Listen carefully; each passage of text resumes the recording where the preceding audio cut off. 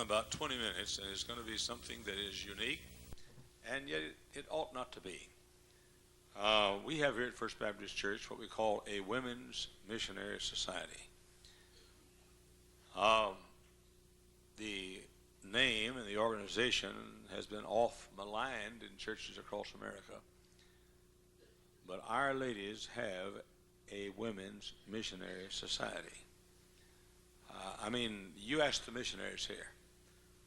You just ask the missionaries on the field. They get constant attention from the ladies in our Women's Missionary Society. I wish you guys would listen to this, and if you'd be amazed what it do to the missionaries and to your people concerning the missionaries. Brother Darrell Moore, would you come, Brother Darrell? Brother Darrell is the Administrative Vice President of Hyles College and one of the hardest working men that ever breathed the breath. And he also is director of the evening college at Hyles College. We now have an evening college. You can actually graduate without going to daytime college because Darrell Moore's in charge of that. And we have a couple of hundred men and women who are there studying full time.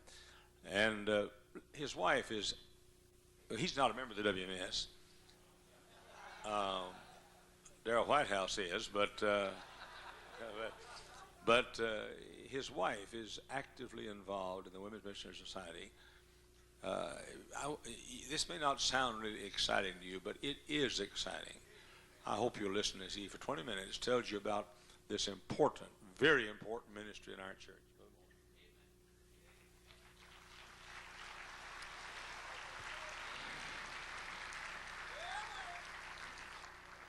All right.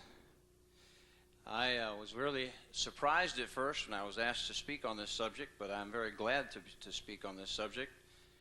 My wife and I have been actively involved in foreign missions now for all the 25 years of our marriage. We support heavily foreign missions. We're actively busy in writing and corresponding with missionaries and so on.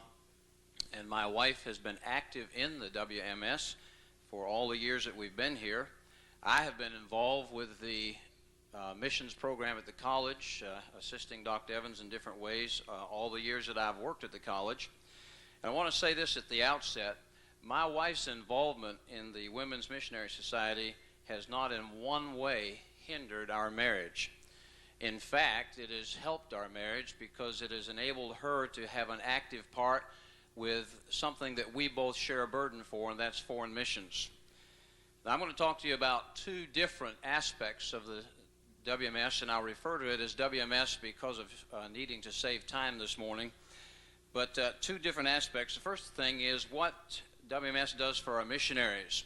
And I'm going to sort of hurry through that because there's another aspect that the preacher asked me to get to today that I think is very unknown by many people. First of all, I want to talk to you about what WMS does for the missionaries. And in order to tell you about that, I want you to understand that what we try to do is use the WMS to help the women of our church, the ladies in our church, to be acquainted with the missionaries.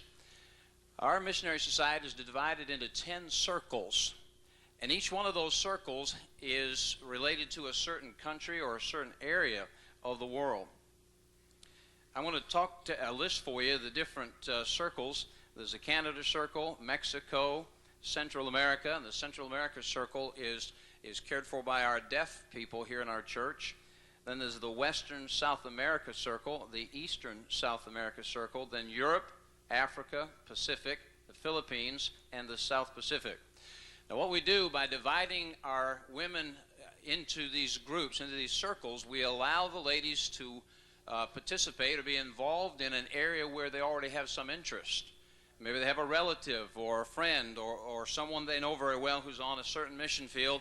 This allows them to participate in a group that focuses on that mission field. These circles meet once a month.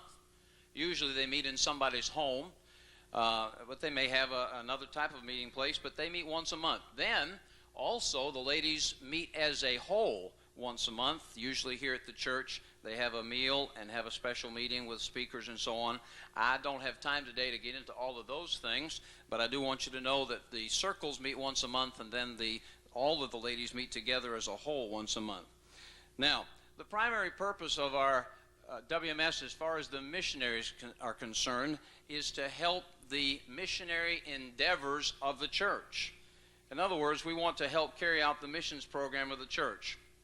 There's 2 or 3 things I want to highlight for you here that I think are important. First of all, we have a very aggressive correspondence campaign between the ladies in the WMS and the missionaries. You ask our missionaries, they will tell you that they get letters consistently from the ladies in the WMS. Now, we have a little program in the WMS that helps that. The ladies give away an award in the circles called the Faithful Writers Award. And the ladies that are most faithful in writing, they are honored for that each year. And then there's an award for the entire missions program for the lady that has the highest recommendation. Now, we also try to meet the physical needs of the missionaries. And if you know anything about foreign missions, you know there are a lot of needs on the mission field. There are things that just cannot be gotten on the mission field unless they are sent from here. And the WMS has a program that they call Hugs from Home. Hugs from Home. And each month when the circles meet, they take an offering. Now, that offering is designated in its entirety to a particular missionary. It's not split up and sent around because obviously, there might be several missionaries that are supported by a circle, and it may be if you split that money up, it wouldn't go very far. What we do is send the entire offering for that month to the missionary. Now, we may not send cash. That missionary gets support from its mission board or from its home church or from its supporting churches. And money is not what they need so much from us, although there may be an occasional need, but they do need certain things sent to them. We send care packages, and in those care packages, we include things like chocolate. You'd be amazed how many countries in the world you cannot get chocolate, or you pay a premium price for chocolate. And everybody knows chocolate is a staple of life. You've just got to have chocolate. Just no way around it. So we include chocolate in our care packages, and then we send children's books and games for the children. We send instant foods. Now, instant foods are just another one of those staples. You just have to have instant foods, and so we send some of those. We send spices. There are a lot of places in the world where you cannot get spices. We send something else that is absolutely crucial. Every missionary has to have this. It's called peanut butter. You've got to have peanut butter. Revival's starting to break out in here, I can tell already. Well, if I couldn't have peanut butter, I think I'd die. But we got down on your level, some of you. That's good. We send sewing supplies. We send something else that some of you may not recognize as being as important as peanut butter. That's Bibles. That is a toss-up, you'll have to admit, especially if it's crunchy peanut butter. But we also send sermon tapes and music tapes, and we send medical supplies and many other different things. I'm just giving you a few examples. We put those into packages, and we send them out to the missionaries. Now, we use consolidators, we use freight forwarders in order to help reduce the cost of shipping, because it is very expensive at times to send things to certain fields. Now, along with those packages, again, I want to emphasize to you that we send many, many letters, a lot of correspondence to the missionaries. Now, we do something else a little unique that not everybody can do, and we understand that. Some of you who are the old-timers from Hyles Anderson College, you remember a place called Baptist City. Years ago, we consolidated our campus at Baptist City and moved all the men from Baptist City to our main campus. We built an extra dormitory over there. We were able to move all the men out of Baptist City. They all live on the main campus. And so what we did is we took the buildings at Baptist City that used to be dormitories and we turned them into apartments. The deacons of our church took 3 of those apartments and turned them into missionary apartments.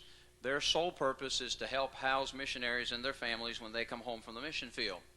Now, these apartments are made available on a first-come, first-served basis. Also, the missionaries must request a missionary apartment in order to have one.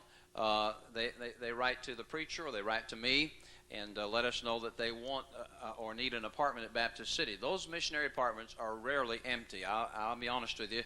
It's just amazing to me the constant flurry of activity on the part of our missionaries, and they're almost always full.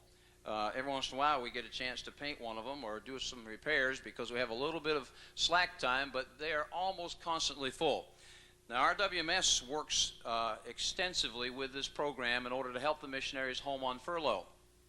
They decorate the apartments, for instance. They'll go in if there's time between missionaries, and they'll completely paint and wallpaper. They may put in some new carpet. They may upgrade the cabinets. Whatever needs to be done, if they can do it, they will. They might put in new drapes. They also help to furnish those apartments. Now, I know some of you have prophets' chambers and whatnot at your churches. This is a good way for you ladies to get involved and feel like they're having an active part in the missions program. Now, the ladies also stock the apartments. I don't have time to get into the process that they follow, but each circle is responsible for certain types of needs that anybody would need in their home. And so whenever a new missionary is coming in, we are notified that the missionary is coming. My wife is the liaison between my office. I'm the landlord of Baptist City. That's what Brother Hyles calls me. I'm a slumlord. No, I'm just kidding. But I'm the landlord, and I'm the one that takes care of leasing out the apartments, if you will. My wife is the liaison with the WMS and the missionaries to me, and so she lets me know when a missionary is coming in, or I let her know if there's a missionary coming in, whichever one of us finds out first. And then the ladies in the different circles stock the cabinets with food, and they put cleaning supplies in there, and toiletries, and all the things that you need to live in a home. When the missionary comes in there, all the stuff they need is there. And it's just a tremendous opportunity for the ladies to get involved. They also welcome the missionary like a little welcome wagon. The circle that may be related to that missionary, say it's coming from the missionary is coming from Mexico, the Mexico circle will be there to greet that missionary and his family and make him feel welcome, help him get moved in. That's just one of the things that they do. Now also, while the missionaries are home on furlough, the missionaries are allowed to attend all the WMS functions at no charge. The monthly luncheon for the ladies and the kickoff meeting that they have once a year, and also the ladies are allowed to attend the mother-daughter banquet. And of course, one of the other important features, functions carried out by the WMS with regard to the missionaries is the matter of circulating their prayer letters and having consistent prayer meetings for the missionaries, and of course praying privately in their homes. The ladies are very much involved in that. Now, all I've done is very quickly highlight for you just a few things that the WMS does for the missionaries who are on the foreign field and for those that come home on furlough. Now I want to take the remainder of my time here, and I want to explain to you some of the things that the ladies in the WMS do for other people in the church. And this is something that is vitally important. It is a significant contribution. The WMS calls themselves a service ministry, and they are actively involved. We're trying to talk to you this week about young couples, bringing couples into the church, and that they are the backbone of the church. And what we do in the WMS is we provide another avenue for the ladies to get involved and feel like they're making a contribution to the work of the church. It's extremely important. And I want to try to share some of this with you in the time I have left. First of all, I want to talk to you about the shut-ins. The shut-ins. Every single missionary circle has shut-ins who are assigned to that circle. They are the responsibility of that circle and the ladies in that circle. The ladies in the circle visit the shut-ins on a regular basis. That's number one. Secondly, they spoil those shut-ins. On their birthdays, they're there for them on their birthdays. They have gifts for them, birthday cards, treats, and surprises in order to make them feel like they're important. And they spoil them. They spoil them on other holidays like Thanksgiving and Christmas and things like that. They are there actively involved in the lives of those shut-ins. Also, in order to help the ladies in the circles feel like they know the shut-ins on a more intimate basis, the circle leaders provide the ladies in the group with pictures of the shut-ins so that they can see what they look like. They can have that picture somewhere where they can pray for that shut-in. They provide them with their address, their telephone number, and other pertinent information that will help them feel like they know the lady who's the shut-in. Their birth date, of course, is very important, and they make sure that the ladies have the birthdays of all the shut-ins. Also, the ladies make known to the circle leaders what the special needs are for those shut-ins. For instance, do they have certain illnesses? Are they diabetic? Do they have heart trouble? What are the physical ailments that they have? It's very helpful for the ladies to know what those ailments are. Secondly, what about the shut-ins family members? Are they in a nursing home? Is the family in the area? Are they able to visit the shut-in, or are they pretty much by themselves? Another important thing is, are they shut in at home? If they're shut in at home, would it be important for the lady who's going to visit to make a phone call before she visits? Just information like that causes the ladies in the circles to feel like they have a rapport, they have a knowledge of the shut-in. Also, we provide those ladies in the circles with a map and directions in order to get to where the shut-in lives. Then the circle leader herself takes some of the ladies with her to visit the shut-in. Here's a brand new lady who's in the missionary circle. She's never made a visit to a shut-in in her life. She is scared to death. Some of you right here this morning, if I said we're going to go get on a bus and go visit some shut-ins in a nursing home, you'd absolutely freeze up. You wouldn't know what to say. You wouldn't know what to do. So the circle leaders take the ladies with them and teach them how to visit the shut-ins. All right? Now, what do we take the shut-in? We take things like Bibles, and we read the scripture to them while we're there. The ladies do. Then we take one of preacher's sermon tapes. And sometimes we may play that sermon tape while we're there. Sometimes we'll just leave it if we know they have a tape recorder. Then, here's another thing the ladies do. Excuse me. And we encourage this. We encourage the ladies to take their children, on occasion at least, to visit the shut-in. And let that shut-in sort of adopt those children as his or her grandchildren. Make them feel like they have a part in your family, you see. And it sort of melts away that wall of defense that shut-in may put up when just you, the adult, shows up.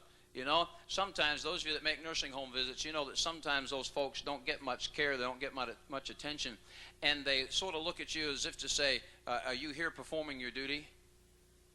You don't really want to be here, but it's your obligation. Well, I'll tell you what, when you walk in with those little children, that just sort of melts all the barriers and helps them feel like you mean business about what you're doing. And so we encourage that. Then sometimes we'll take a whole group of ladies in the circle and they'll just sing songs, sing hymns. You know, folks in nursing homes and folks who are shut in, can't get out, they love music. They love live music. They love to just sing a hymn with you. And so the ladies will go as a group sometimes and just sing with them. Some of the other things that we do, the ladies might go and just play an instrument. If it's in a nursing home type facility, usually there's a piano there, and maybe they'll bring the shut-in out and just have someone who plays the piano come along with them and just play the piano for them.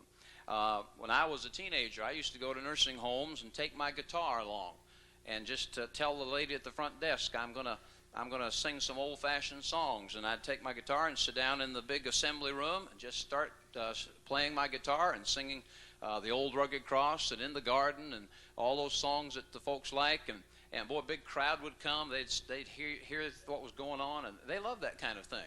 And so sometimes we'd just have them play an instrument. Here's another important thing that not many people would think of. But what the ladies will do is they will let the shut-in dictate letters. And then the lady who's visiting writes the letter for them because maybe they cannot write. But they'd like to write a letter to one of their children or to a friend. And so we'll take some paper and pens, the ladies, and have them we'll actually write the letter for them while they tell us what to say. And you'll be amazed what a blessing that is to the folks. And then sometimes the ladies just read to them in the nursing home or take food to them. And then another very important thing that the ladies do when they go to the nursing homes is they go soul winning in the nursing homes. And of course, many of you know that that's just a golden place to go soul winning. There are a lot of opportunities there. Now, I need to hurry on to funerals. I've talked to you about the shut-ins. I want to talk to you about what the WMS does when we have a funeral here. Whenever one of our members goes to heaven, Miss Maxine Jeffries finds out the needs of the family, and she contacts the WMS. The WMS, at the beginning of the year, In every circle, they decide, they all sign up, each one of the ladies signs up for a particular type of food that they're going to provide whenever there's a need. As soon as they get a phone call from Miss Jeffries, the ladies go into action.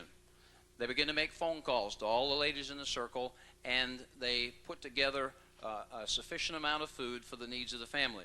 Now, it may be that the family wants a meal served here at the church, over here in our fellowship hall.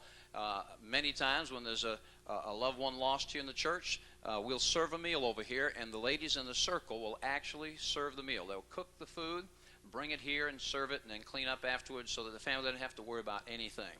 Another thing that we'll do is take the food, gather it up, and take it to the home so that the folks can use it as they have need of it. But in every single case where there's a loss of a loved one here at First Baptist Church, there's a missionary circle that gets involved and helps to minister to that family.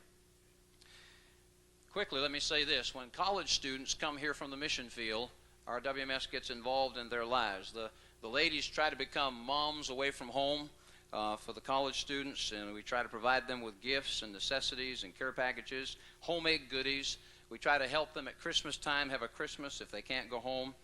We even help them with their weddings because sometimes it's very hard to plan a wedding when your family's on the mission field. They're just going to be here in time for the wedding. Then let me mention to you some miscellaneous projects that have been carried out by the WMS. For instance, providing meals for families where the mother is seriously ill at home or in the hospital.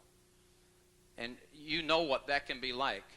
And so sometimes, I know a situation where my wife and others helped in a situation for 3 years where the mother was dealing with cancer, and every single week they took food into that family. We also provide Christmas for mission men. We also clean restrooms sometimes at pastor's school. The WMS has done that. And then I like this statement. I'll finish up with this.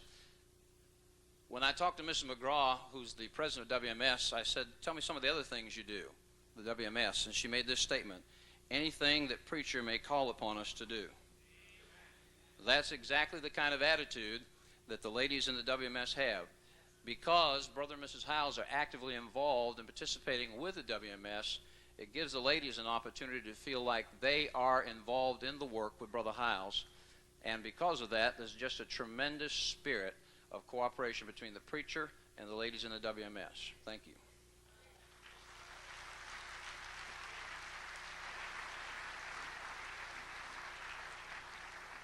Just a quick announcement. We need Pastor Charles Kagan to come to Mrs. O'Brien's office. That's room 211 of Miller Hall. That's not the educational building. It's the next building down, and it's for an emergency message. And also, if you would, check the monitors around the outsides of the building here for your name. If you have your name on there, it means you have a message also in our message room. Thank you. Just a word. Tom Landry, I almost said Dr. Tom Landry. Tom Landry coached the Dallas Cowboys for so many years. You do know what, no, I'm not going to do that. Tom Landry made this statement. He said all the football coaches in the National Football League do the same thing up to 90%. He said it's that extra 10% that's the difference. Now, some of you fellows sitting here saying, man, what's this WMS stuff all about? That's the difference. That's the difference. It's the dotting of the I, the crossing of the T, the extras, if you please. That is the difference. You would, for example, say, how important is it to you? I think I'm as busy as some of you are.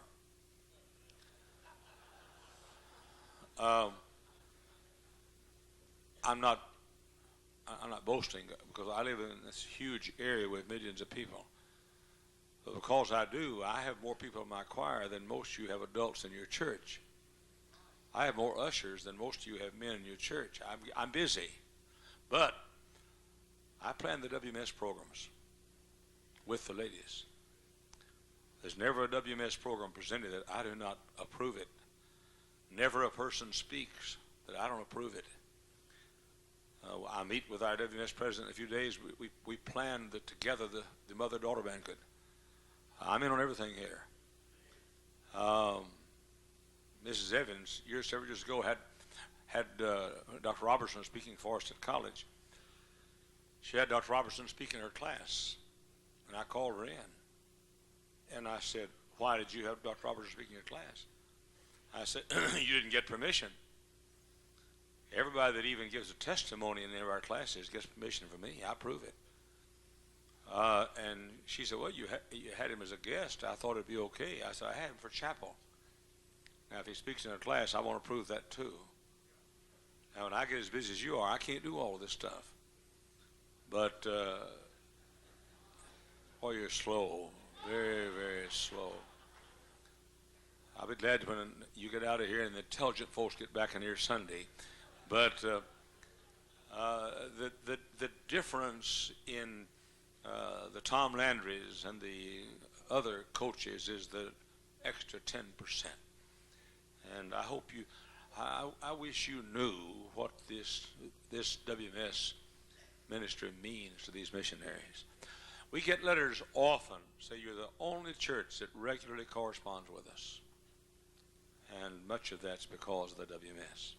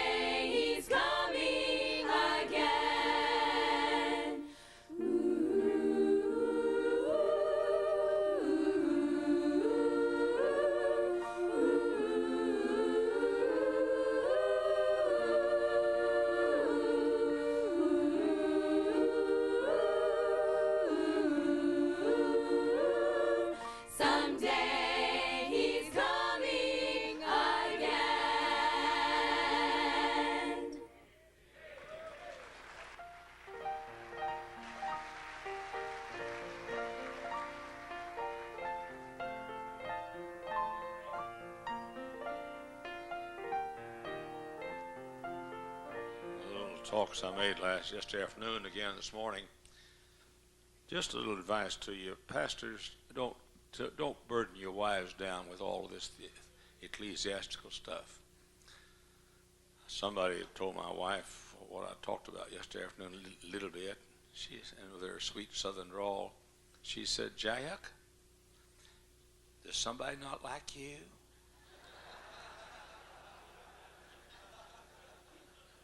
We don't talk about it. She doesn't. If I'm attacked, she doesn't know about it at all, unless some of you loudmouths tell her. But I preached a sermon. My son gave me the idea several years ago, entitled, "Don't Upset the Comforter." We grieve the Holy Spirit and expect Him to comfort us. Ephesians 4:30. And so you go home to your wife, and she's on top side, and you tell her all the problems and bring her down. And then you say, "What's wrong?" "You're wrong. That's what's wrong." "What happened?" "You happened. That's what happened." Okay. Now, I understand that most of you, or a lot of you anyway, have all of my books, and but some of these older ones, some of you folks do not have because you're newer in our group. One of the first books I wrote was called Blue Denim, and turn me up please just a bit, man. Was called Blue Denim and Lace. This book comes as near showing my heart as any book that I've written. I promise you that you will enjoy Blue Denim and Lace. I think that every Christian ought to be a combination of the toughness of denim and the beauty of lace. That's what it means. And this book is $7. It's published years and years ago, but everybody ought to have it. How many of you have this book in your library? Raise your hand, would you please? All right, those whose hands were down, you ought to get this book, Blue Denim and Lace. Then one of its little twin books, and this would be a beautiful book to take home to your wife. It's called Strength and Beauty. And these titles, it's sort of it. I wrote this. It's sweet. It's very sweet. I was backslidden one day, and I wrote this, and it's called a Dad's Christmas Meditations, one chapter, 25 hours in a day. To a rose after a funeral. Let me just read you a line or two of that. I just didn't intend to, but I think I will. The funeral is over, and I once again have tried to comfort a family who thinks the clouds will never part and the sun will never peek through again. It has not been easy. I could not cry, though I too love the brother whom I eulogized. I could not share in the weeping, though I too will miss his companionship. I could not break down, for I was the preacher. But now with you, dear Rose, I sit alone and weep. I weep because one whom I loved has left me. I weep because people whom I love are broken-hearted. I weep because some who have not yet received Christ refused him at the funeral. I weep because the load is heavy and the strain is great. I weep because I too am human though I dare not reveal that to others. Oh, to be quite honest, beautiful Rose, I slipped in a tear or two as the family was walking out, and as I viewed the body of my beloved brother. Now, Rose, it's just you and I. Do you know you're mentioned only twice in the whole Bible? You're spoken of in Isaiah 35:1, Song of Solomon 2:1. Do you know that you're called the Queen of Flowers, that you're a symbol of friendship? Whatever is one's favorite flower, you're loved by all. You, lovely Rose, have a special place in history. Edward III impressed a rose on his coins. The House of Lancaster had as its symbol a red rose, and the House of York a white one. Do you know that you have a place in poetry? Byron wrote, and her face so fair stirred with her dream as rose leaves with the air. Tennyson said of his Maud, Queen Rose of the rosebud garden of girls. The sculptor with his chisel has tried to capture your beauty. The poet with his pen, the orator with his eloquence, the singer with his voice, the artist with his brush, the philosopher with his mind have all sought to describe thy loveliness. You, dear Rose, have been chosen to be a type of the Lord Jesus Christ. You, like Jesus, add beauty everywhere. You are found in the cottage of the poor, in the palace of the rich, the marriage altar, the funeral chapel, the altar of the church, the hand of the bride, in the restaurant, the banquet room, the hands of a lover on the dress of a lovely lady, in the rich man's garden, the poor man's field, the busy businessman enjoys thy fragrance, and the stumbling nomad is revived by thy scent. The stingy Scotchman can afford thee, and the proud German kneels to catch thy fragrance. That's the kind of stuff that's in here, sort of gooey. But you ought to be a little gooey. You ought to have a sweet side to you. You ought to have a tender side and a loving side. And this is called Strength and Beauty. It sells for $6. Most underrated book I guess I've ever written. One of the most underrated books is Strength and Beauty. Half of it, or Grace and Truth. Half of it is like Strength and Beauty. The other half deals with the Christian school movement. The public school, and you get this carefully, the public school that I graduated from 50 some odd years ago had more standards than the average independent Baptist school has today. It's tragic what's happened to our so-called independent Baptist Christian schools. Bunch of girls flitting around on basketball courts wearing shorts playing basketball. It's tragic. It's tragic. Bunch of cheerleaders showing their thighs and doing cartwheels and everything. And some of you guys ought to get right with God and get your school straightened up. It's called Grace and Truth. It's $7. Oh, good night. I better read a chapter of this real quick like and get sweet again. And then here's my life story. 7 sermons preached from the pulpit of First Baptist Church, talking about my early childhood and covering these areas of my ministry: my childhood, teen years, paratroopers and early ministry, early pastorates, and Middle Road Baptist Church, and then on to Hammond, and then so forth. It's my life story. Not all of it, but it's interesting things about my life, my early years. Pictures of the 5 pastorates that I've had, and it's $20. So, ushers, would you come, please, and take your places? I think they will. There they are.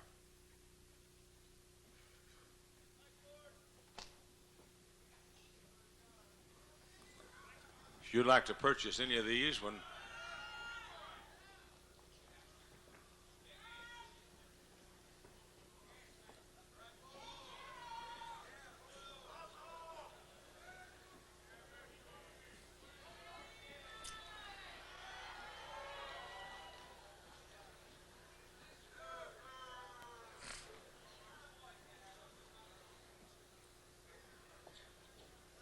now let me say a word while they're getting their places. Just stand there, fellows, right now. I'm not one that promotes my ministry. I come to your church to preach. I don't bring a book. Not against it. Better men than I do, but I don't bring a book. I never say a word about my college. Never advertise my college, ever. When I'm not saying that's wrong. In fact, it'd be very right if I did, and I'm probably doing wrong by not doing it, but I'm just not, that's not my cup of tea. But I'm home now, and I've got home court advantage. And I want to get my books out. I didn't write my books for the common man. I wrote my books for the leaders. You know that in some of these books it says they're copyrighted, but the printer put that there. These books aren't copyrighted. Somebody said, what if somebody stole your books and made millions of dollars? I'd love it. I'm trying to get the truth out. If you want to steal everything I've got, and if you can make $1 million out of it, have at it. That means the truth is getting out. I don't make a dime, never do, but I want the leaders in the country to get these books, and that's what you are. So if you'd like to have either of these, raise your hand, please, and the fellows will serve you there right quickly.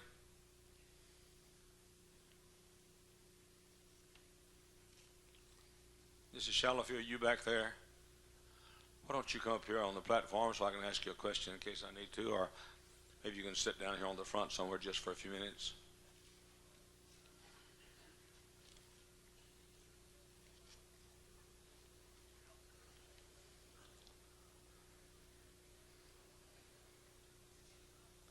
The Life Story album is $20. Grace and Truth is $7. Strength and Beauty is $6, and Denim and Lace is $7.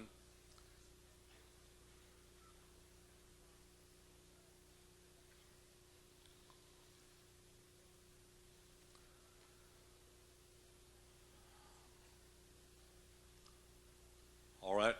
Now, listen to me very carefully. I'm going to give you a chance. Listen to everybody right this way. No talking. Everybody right this way. If you're talking, buying a book, fellows, just keep your place in the aisle there. I'm going to give you a chance to purchase the tapes of the services Monday night and of the classes yesterday morning and yesterday afternoon and the service last night and all of this morning. Now, even if you're going to purchase some more later, for our sake and our record's sake, I need you to go ahead and fill out up through this morning and order what you want to order. We do have the video, right? We have the video, and the videos for each evening, $30, right? And the video for all of yesterday morning, $30. All of yesterday afternoon, $30, and all of this morning, $30. That's the video. The audio, by the way, you put a $10 deposit is required in the envelope for each audio or video that you buy, each video that you buy. One of these years, you're going to wish you had last night on video. You really are. You really are. Now, I'm not saying any of us are going to go to heaven right away, but we're going to go to heaven faster than most of you are. Wouldn't you love to have a video of the night that we honored R.G. Lee, John R. Rice, Bill Rice, who else? Lester Roloff. Wouldn't you love to have that? Now, again, I make no money off of this, but you'll be glad forever if you have the video of last night. I promise you that. If you want the audio of Monday night, or yesterday morning, or yesterday afternoon, or last night, or this morning, that's $6 for the entire evening, or the entire morning, or the entire afternoon. And you must put a minimum $2 deposit for each video that you order. I'm giving you a chance right now to order up through today, up through this morning. So if you want to order any audio or any video up through a couple hours from now, then I want you to do so today. Don't wait and order them later, because I really do need you, for our record's sake, to order up to date right now. I also am going to give you an opportunity to order some of the tapes series and the special tapes that I have for you of the past. So why don't you just take one of these envelopes if you think you might want to order something sometime during the week, and fellows, raise your hand if you want one, and if you don't know whether you want one or not, get one anyway, because you may decide you want to order something that I'm going to call off after a while. So just go ahead, and when you get them, would you go ahead and write your name, address, zip code, and don't put them out enclosed yet, because we don't know exactly what you're going to order.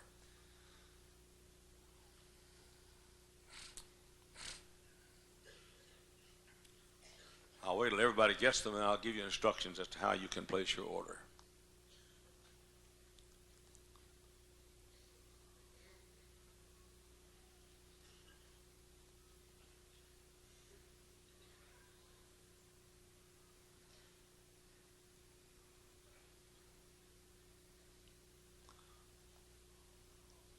Look at me a minute.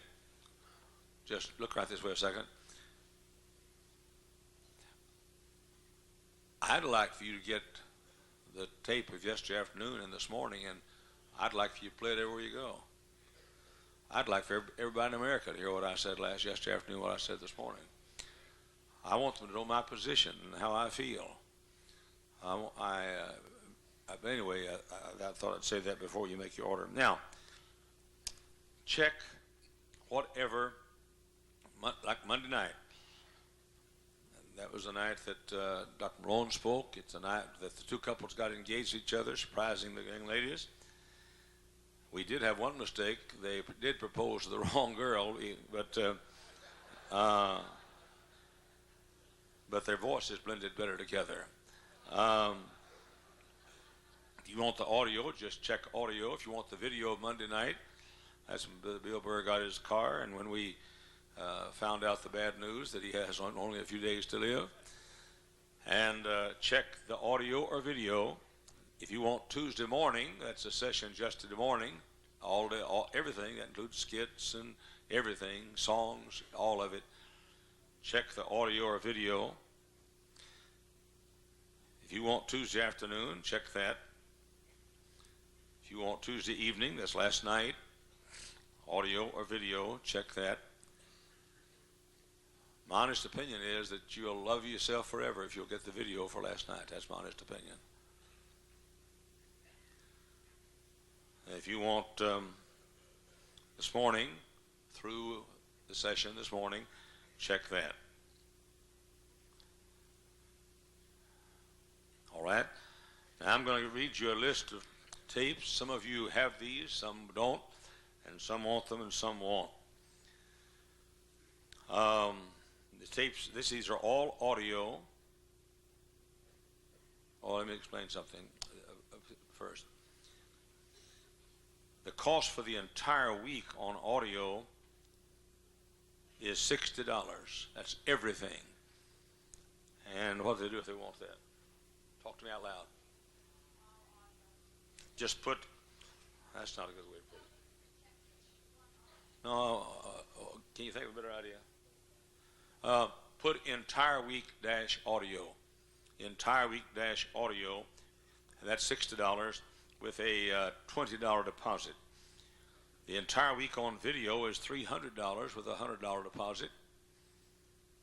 I'll give you a reduced price if you buy a dozen of them. I'm talking about a dozen for $300, and I think I'm safe. Video $300 and a $100 deposit. If you want the entire week video, just write entire week video and put $100 inside. Now then, you want the numbers on the front or the back of the envelope? Back. Turn the envelope over on the blank side, and I'm going to give you a number of a tape. If you want that number, just write the number I give you. All of these are audio, right? Yes? I can't hear you. All right, all the first ones are audio. Everything is audio until I tell you differently. The sermons last Sunday, March 16, is one. If you want those sermons on audio or video, or audio only, write one on the back of the envelope. And be sure you put a comma between each one of the numbers here now. If you want to get my weekly tapes, hundreds of my tapes go around the country and even to foreign countries every week. If you want to get everything I preach here on Sunday morning and Sunday night every week, it's $4.75 a week. No deposits required. Just write a 2 on the back of the envelope. Just write a 2. Several years ago, I got all the parents of teenagers together, and I spoke to them for a lengthy session on, was it one night or 2 nights? Talk loud now. 2. I'm old and deaf. Don't forget that. Rocky. Her name is Rocky because she's a lightweight boxer, and you've seen her on TV, I'm sure. But if you want my weekly tapes, write 2. If you want the parent-teen relationship, I talk to the parents, explaining teenagers to them and how to treat their teenagers.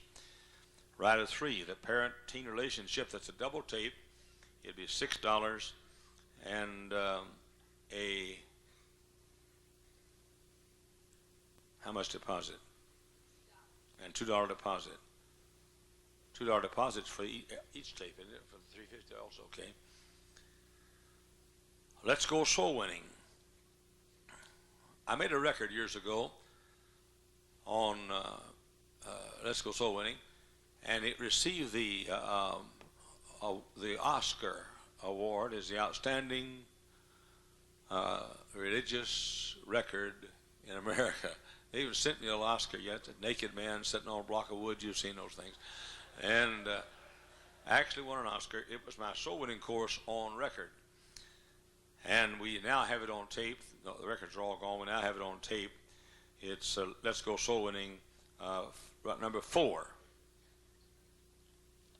When I first came out in my declared war on the New Bibles, I preached a sermon here called "Logic Must Prove the King James Bible." I really think you ought to get it. I preached it several years ago. I really think you ought to get it. Now, look, you're all these scholars, and I'm not against it, talking about the King James and all the versions, and you can't understand them, but I'm simple enough where you can understand me. And this will make sense to you. Logic must prove the King James Bible. Write a 5 for that. Brother Randy, knock that all the way down. Brother Erickson, knock it all the way down, would you? If you want my sermon on fresh oil, as preached in pastor school, probably the sermon I'm best known for, fresh oil, write a 6. If you want a sermon on rock music that your young folks ought to hear, write a 7. A sermon on rock music. Most all these are preached right here behind this, not this pulpit, but another one. Should men have long hair? I'm sure you've been wondering about that. It's number 8. If you want the sermon, should men have long hair, write number 8. Number 9 is miniskirts in light of the Bible. Preached right here. Miniskirts in light of the Bible. Fellas, you all, look, don't quit preaching against the obvious. Don't do it. James Stewart said the curse of the Scottish ministry is its unwillingness to be repetitious. The curse of the Scottish ministry is its unwillingness to be repetitious. Keep on preaching against this stuff. Okay, what's behind the sex education program in our public schools? And that's got the goods.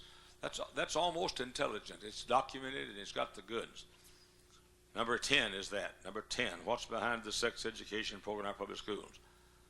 Number 11, 7 sure steps to success. 7 sure steps to success. The Amway company got that without my permission, by the way, and made thousands of tapes and made every salesperson in the Amway company listen to that regularly.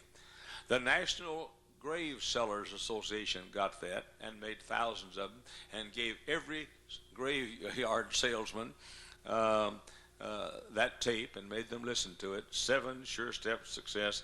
That is number 11. Probably the sermon I'm known for second to fresh oil is the sermon on duty. If you want that sermon, write 12. If you want the sermon on others, write 13. If you want the sermon, Is There a Hell? Write 14. God's 4 calls to soul winning, write 15. Trust me on the next one. If you want to get a blessing, you write 16. My most unbelievable soul winning experience. It's when I won a little teenage girl on the telephone that just accidentally talked to her late at night. She called the hotel and was looking for her boyfriend. They got my room instead, and I talked to her on the phone, and I wanted to Christ on the telephone, and it's an amazing story. You'll really enjoy that. It's a story about Quincy. From this platform, Lester Roloff preached his sermon, Pawing in the Valley. Nothing like it. Write 17. The most famous sermon of this century is Payday Someday. Dr. R.G. Lee preached it from this platform. Write number 18 for Payday Someday. What's behind the unisex movement? Write number 19. A burden versus a call is 20. I preached this sermon right here at pastor school. Who slew all these? That's 21. I preached this sermon at pastor school, and it is in some way a classic. One Nation Under God. Right, 22. Mistaken Holy Spirit, a Bible study on spirit fullness, right, 23. A sermon preached at pastor school, Behold, this dreamer cometh, right, 24. A sermon preached at pastor school, A Covenant of Salt, right, 25. A sermon preached at pastor school, Faith of Our Fathers, right, 26. A sermon preached at pastor school, Jerusalem, right, 27. A sermon preached at pastor school, This Kind, all of these I preached, This Kind, right, 28. A sermon I preached at pastor school called Poison in the Pot. That's 29. A sermon preached at pastor school, If I Perish, I Perish. Right, 30. This auditorium was packed and jammed on September 24th, 1984, when we had my mother's funeral service, and I preached it from this platform. As many people in this auditorium that morning, 11 o'clock on a Monday morning, as there is today. My mother's funeral service, right, 31. Sermon I preached across the country from Mara to Elam and back, right, 32. A sermon to young people called Casualty. Casualty. Casualty is caused by too much casual. And that's right, number 33. How God does everything God does, right, number 34. Sermon I love to preach, and I preached it across the country. May I change seats, please, right, 35. Fight the good fight of faith, right, 36. Now listen to me very carefully, because some of you fellows, you ought to teach your people. Not just preach. Preach to them on Sunday. Preach the devil out of them. But then sometime, Wednesday night or Sunday school, your people ought to be taught the Bible.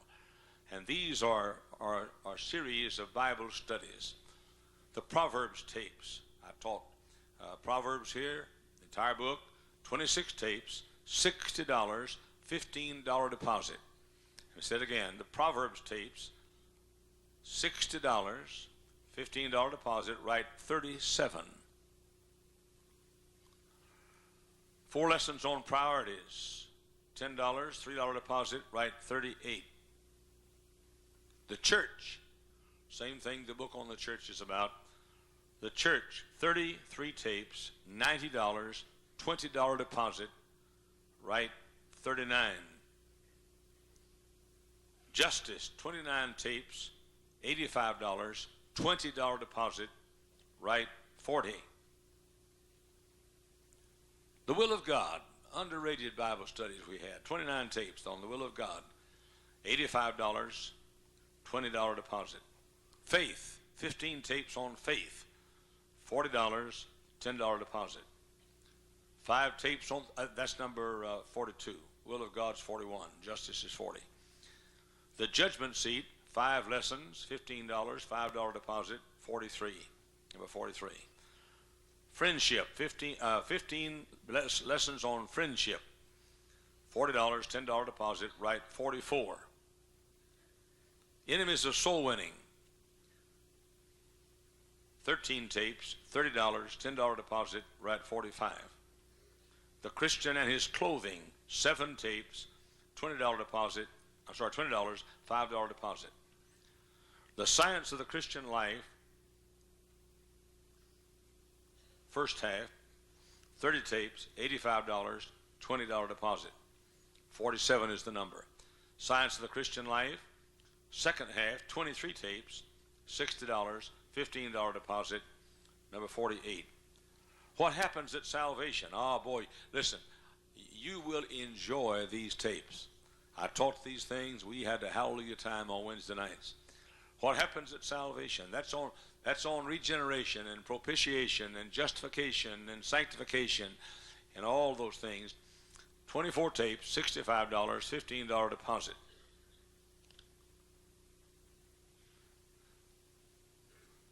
I preached a sermon on health and not carrot juice and so forth. I'm not against that, but what the Bible says about health. I prove with the Bible that the best thing for the immune system is a happy spirit. Biblically. And other things. It's an amazing series of lessons. 15 tapes, $40, $10 deposit, number 50.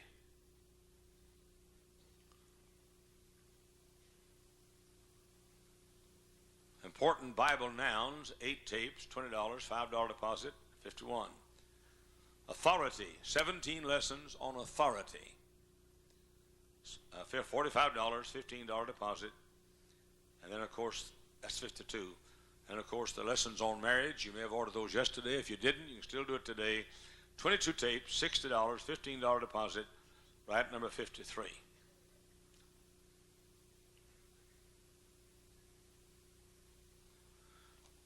Now listen carefully. I have 5 videos that you can order. This last Sunday, and you ought to get this. Last Sunday's video, both sermons on video, you'll see me kick down about 12 microphone stands. Look like a war zone up here Sunday night.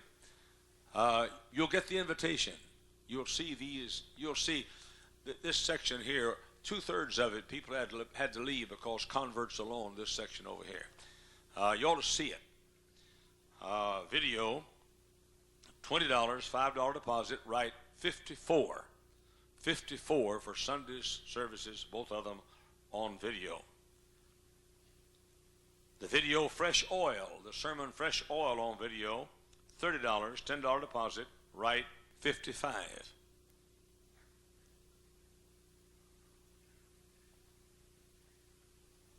Do you remember the little lesson Ms. Hyles and I taught on marriage when we had the little crash doll out here, Woman the Completer? That's the best thing on marriage you'll ever get in your life. I promise you, it is the best thing you'll ever get on the purpose of woman in marriage in your life. It's number 56, $20, $5 deposit.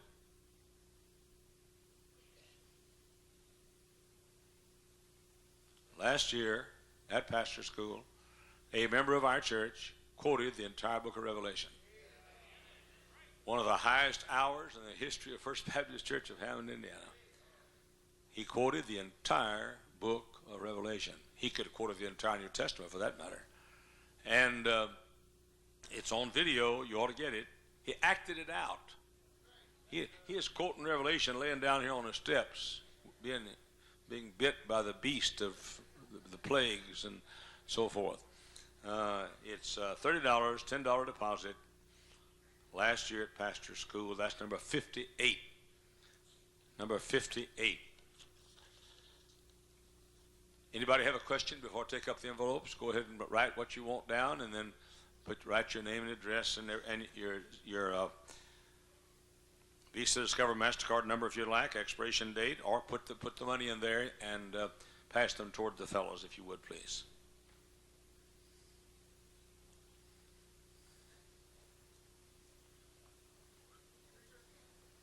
Yes, sir.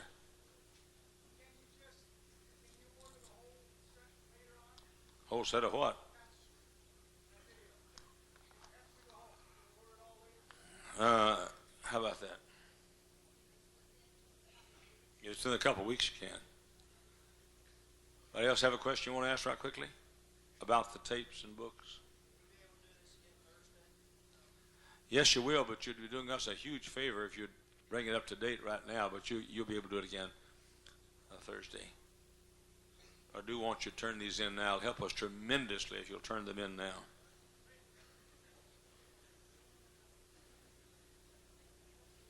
Yes, sir. I don't think so. We don't tape the Sunday school lesson. I'm very sorry we don't. I wish it were.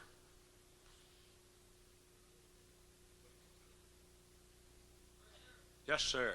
Where are you? Yes, sir.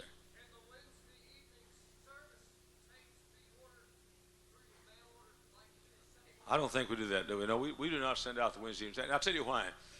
There's a lot of, what should we say? A lot of acting out things, the things you could, that audio wouldn't show. I do a lot of illustrations that require people to stand up here and everything, and we just do not make those available on the Wednesday night. But you get them on this audio, and look, I'm not trying to tell you what to teach, but a lot of your folks are starving for Bible teaching, and you don't tell them where you got it. I don't care. Write a book on this stuff if you want to, and put your name on it. I don't care. That's what bothers me about these people, these new Bibles. If they're interested in getting the word out, then why copyright them? They're a bunch of mercenary heathens, what they are. But I don't care what you do with my stuff. You can steal my stuff, and I'll praise God. I'll help you steal it. I'll give you the key to the lock if you want to. I want to get the truth out. Whether you get the credit for it, me, I don't care. Whether you get the money for it, I don't care. I want the truth to get out. Every once in a while, somebody will say to me, so-and-so stole my sermon. Well, bless God. Tell the guy you stole it from.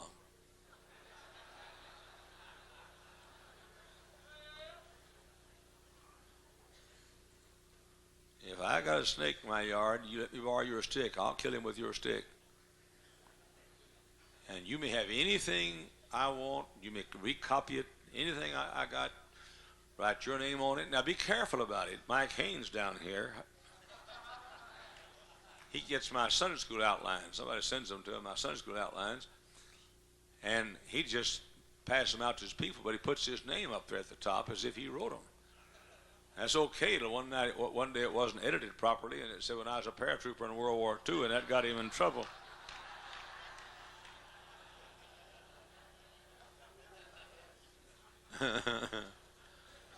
Your sin will find you out.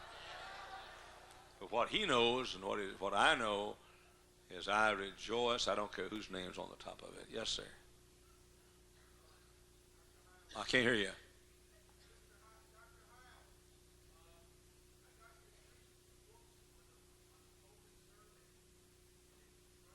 If you have any questions about the pulpit sermon, there's a table over there across the... If you don't talk louder, I'm going to start doing something else.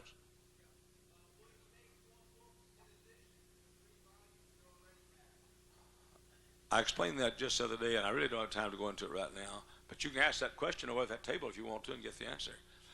Okay, thank you, fellas, very much.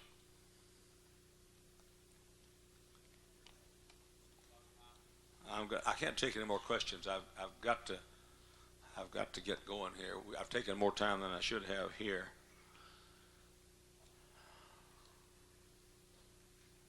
We're going to come back. Could you get back in 15 minutes? You can't? I'll make it 20. If you promise me you'll be back, seated, sane, and in your right mind,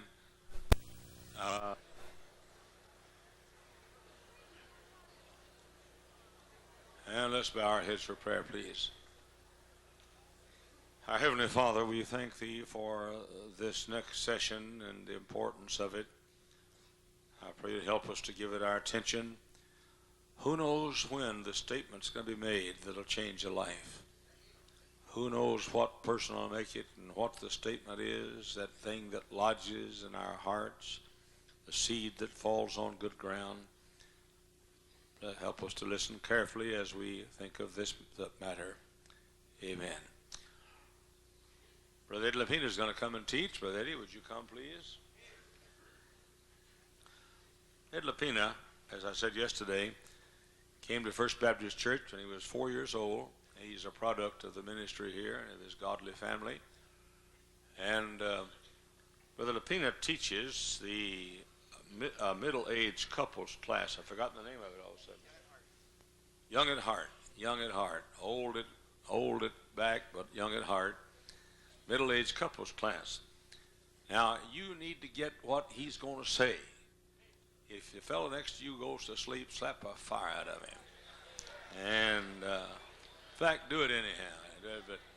But no standing around the back, no hanging around the back. Come in, find your places. Line up your meeting somewhere else. Have a seat now. Everybody have a seat. Hurry, run, quick. Hurry. All right. How to have a middle-aged couples class. Brother Ed Lapina, my beloved brother. Thank you. My class was, as I said yesterday, was the young couples class. And matter of fact, it's called the young married couples class. And a couple years ago, we changed the name to the young at heart couples class because we are no longer young married couples. But it's a middle-aged class, I would guess that most of the folks in this room would be eligible for this class, and you'd fall within this age group category. Let me explain to you the kind of people that are involved here and that we're talking about, and then I'll explain some things on how to work with them and some ideas I'll give you as well. But these folks are not entry level position people. They've been at whatever job they've been, whether it's carpentry or a plumber or a truck driver or a businessman of some kind. They've been at their jobs for many years, 10, 15 years now. They're not novice anymore. They're skilled. They're the skilled labor now. They're not entry-level people by any means. Matter of fact, many of them are no longer employees. They're employers. They have businesses of their own that they started and are now successful. These folks are no longer, and understand me when I say this, they are no longer the followers. They've become leaders in whatever field that they're in. And they can leave church on a Sunday, go to work on a Monday morning, and they have, for the most part, a leadership position. They have seniority at their job. They have many folks that are under them. Some are managers, some are supervisors. But these are the type of people that would be involved in my Sunday school class. Now, they're not novice by any means. They're qualified, educated, graduated from schools, and they're very, very skilled people. So now you've got people that have lived life a little bit.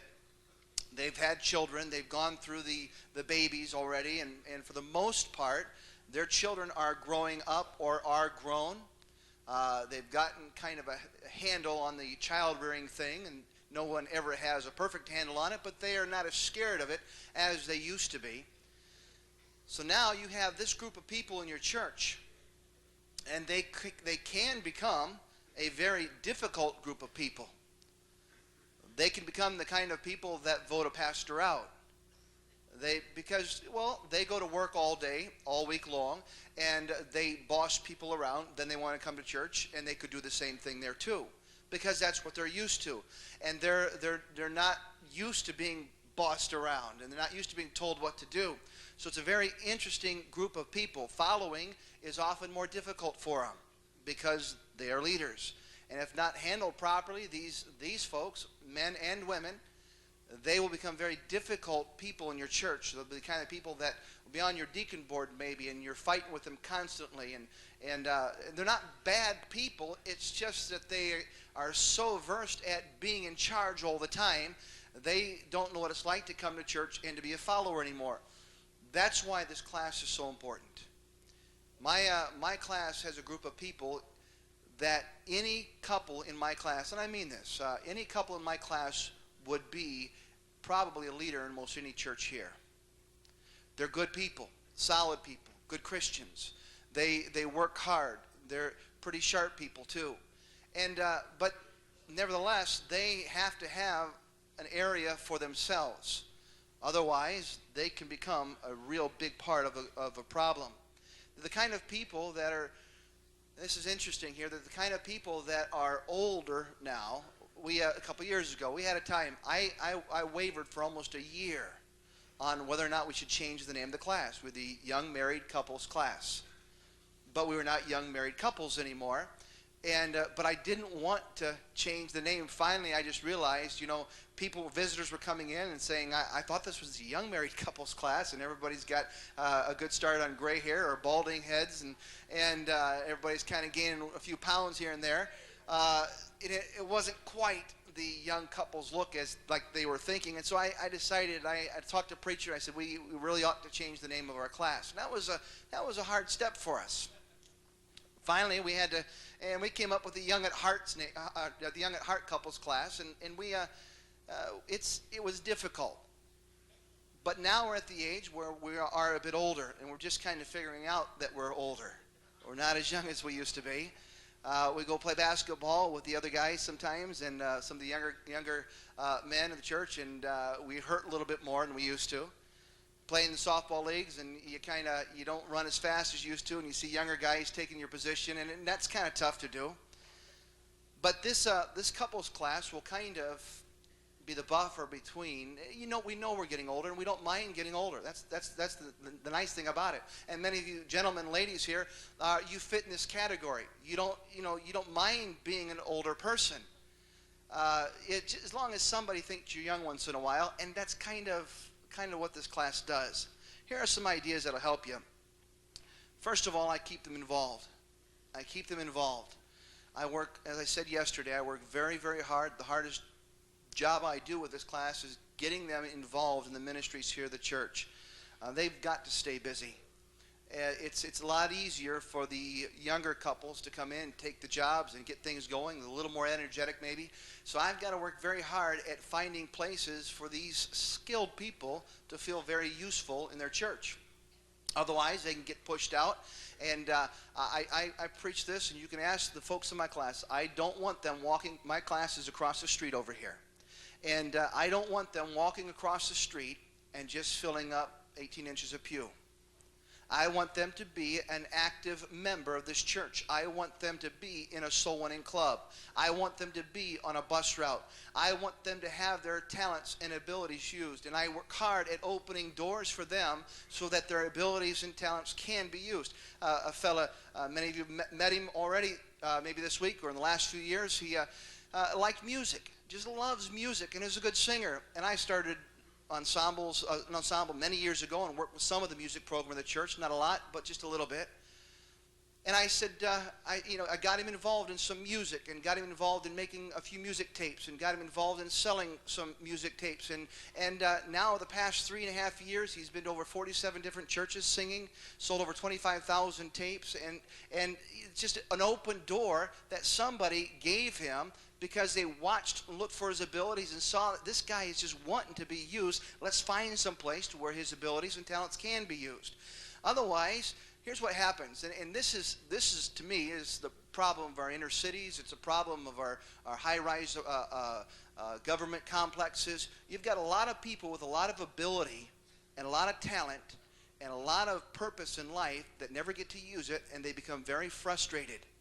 Another word for it would be stagnant. You ever gone to a stagnant pond?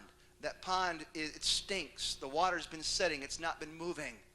And it's useless to everybody. And that's what these people they'll do. They don't have jobs in church where they come. So they come, they sit. They've been bosses all week long. They sit and they criticize the pastor thinking how they could do it better. Why is he spending money on that? That's not a wise investment for the church. And on it goes. And you've been there before. Now, you get these guys busy to where they're putting into the church, they're putting into the time, they're soul winning, they're getting people to Sunday school, they're bringing visitors, they're team captains in a class. Hey, these are the ones who are not going to be criticizing. Why? Because they're putting in. They're putting in. This is something that they've built. You don't criticize things you build. You criticize things other people build. But when you're investing in it and you're putting time in it, hey, nothing's wrong with it. It looks good to me. And you get a bunch of people that are middle-aged just sitting around your church. They're going to start causing you problems. Next, help them with their young people, their teenagers.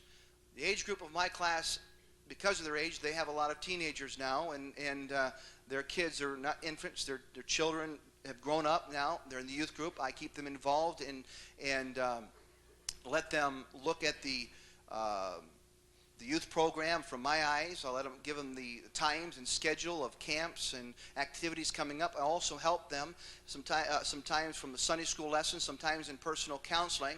I let them know what to do with their kids. For instance, summertime is coming up. It's a terrible time for teenagers, in my opinion.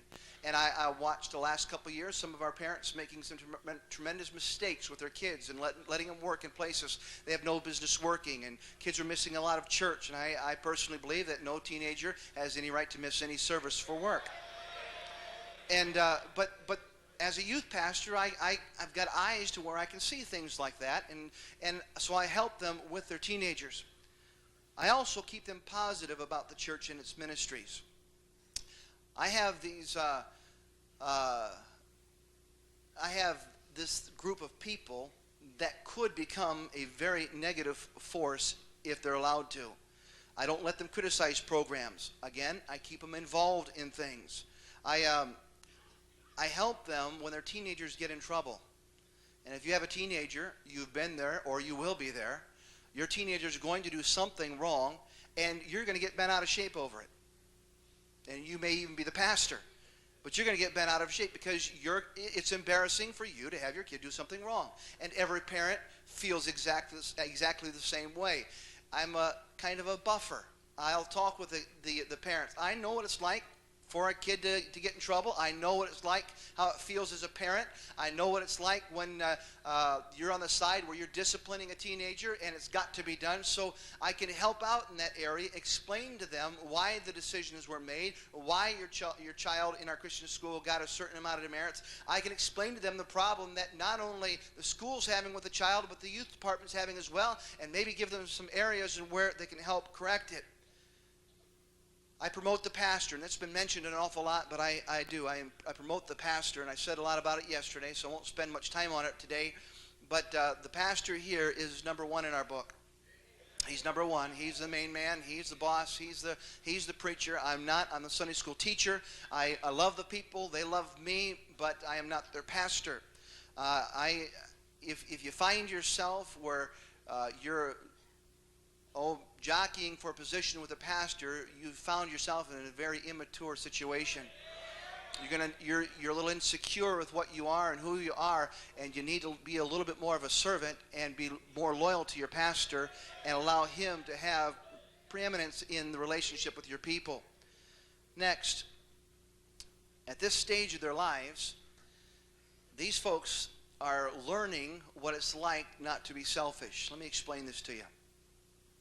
A teenager, young adult, they're very selfish creatures. Very selfish. A teenager wonders why his dad has to work long hours. You know, why doesn't he come to my ball games every time that I have a game? You know, he wants everything for himself. And that's just nature of the creature. He wants things for him. The older we get, the more we learn to give, and giving, a person that has learned to give is a mature person. And here you have people that are growing up, and their moms and dads have been giving to them all the while they were teenagers, buying them their $150 pair of tennis shoes, you know. And then they get married, and sometimes they have their first baby, and mom comes over and spends the next 3 weeks at the house taking care of the baby, and all that's part of life and so forth. But they have been given so much. Now we're at the stage to where we give. We're in the giving position. To where we are spending money on our kids, where we are taking our children to piano lessons and listening to piano recitals. God help us all. We're at the stage where our children are costing us a lot of money and time and effort, and we're giving to them, and we're glad about it. We're excited about it. We're glad to see our kid play in the basketball team. And then we've got to go pick them up and drop them off at practice, and our daughter's a cheerleader and so forth, and in cheerleading uniforms. All these things we've been given, getting our kids to ministries, plus being involved in our own ministry and helping out in the church and giving everything that we can. Now, here's what you have. You have a group of people that are giving and giving and giving and giving. Pastor asks for special offerings, so they give out of their pocket, and they give this and that, and they give their time, they give their effort, and that's wonderful, and we ought to be that way, and it's definitely a sign of maturity that they're growing up. They're no longer receiving, they're the givers, you see. They get less for Christmas than everybody else now. So now my Sunday school class kind of picks up the slack there to where we help give back to them some time. For instance, some efforts need to be made so that they can have times for themselves. My class, we don't have an awful lot of activities, maybe every few months the most, but because their time is so invested in other things and children.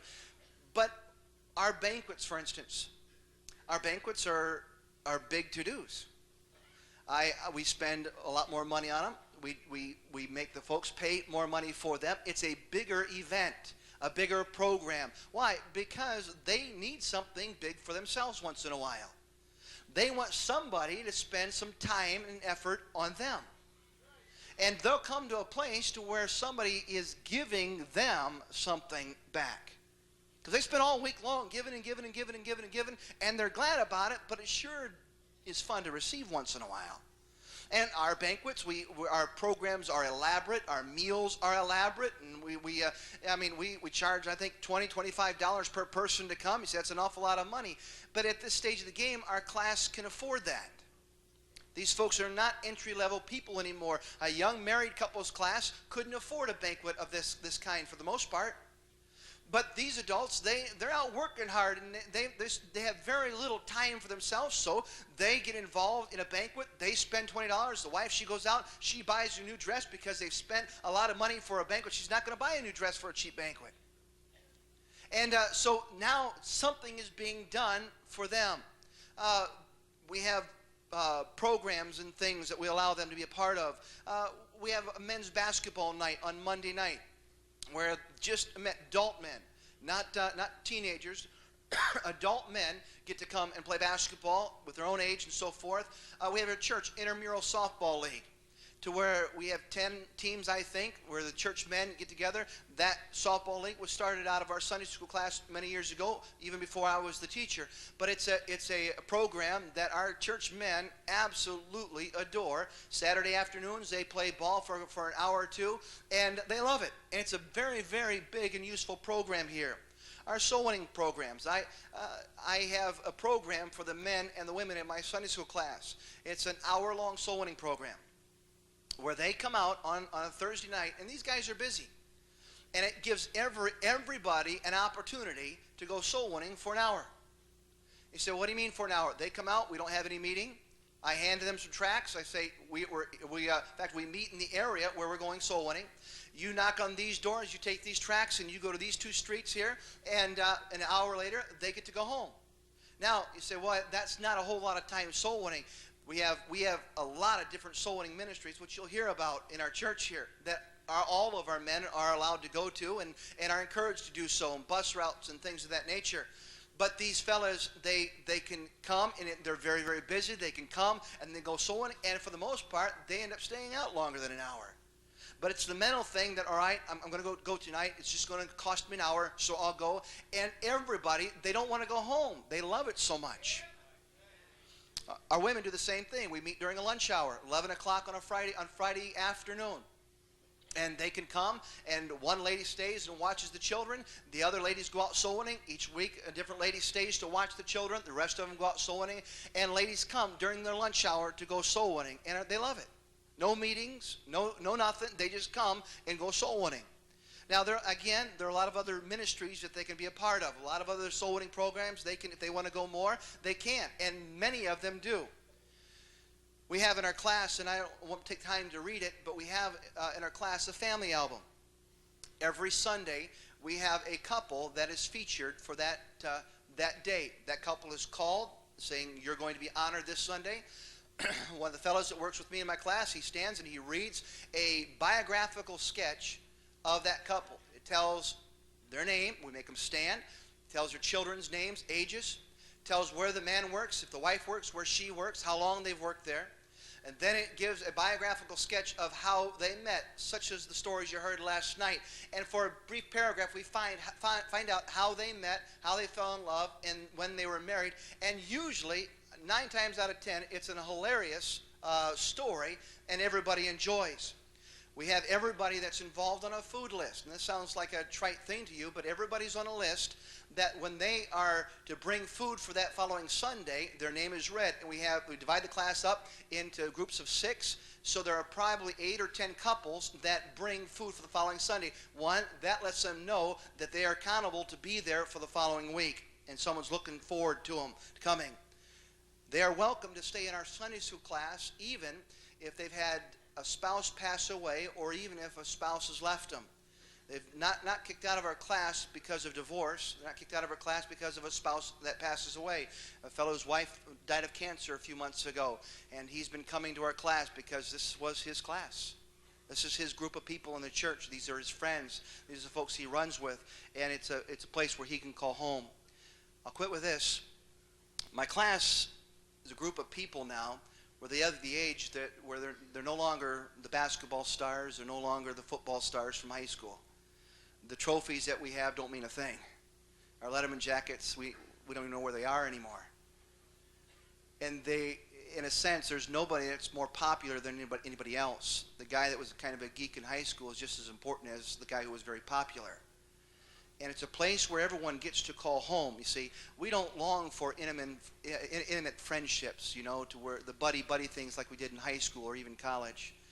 But we do like friends, and we do like feeling a part. We do like being a part of a class where we are liked as well as loved, and everybody feels like they have a say-so in some matters.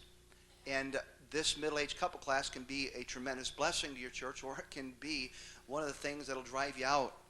And but you got to keep them involved. You got to keep their children involved. You got to keep a handle on them and let them know that they're not just loved, but they're liked. Thank you.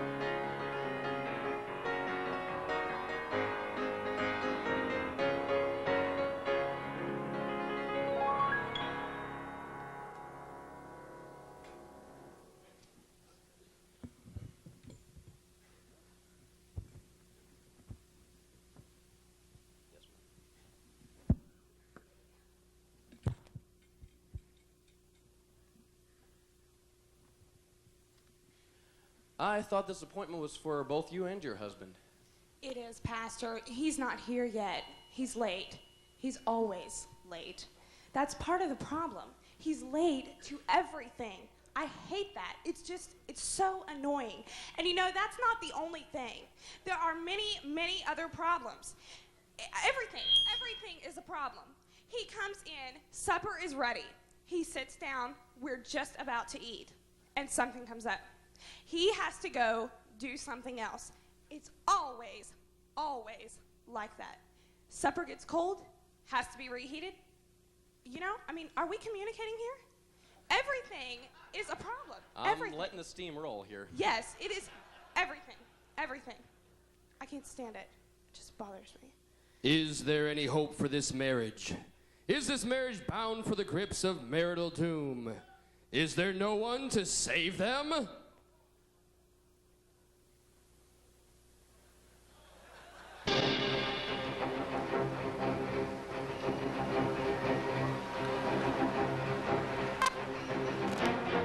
It's a bird! No, it's a plane! No, it's Super Christian!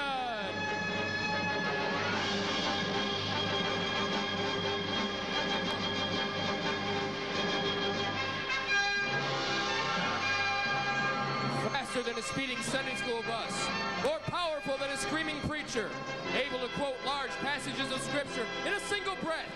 Yes, it's Super Christian!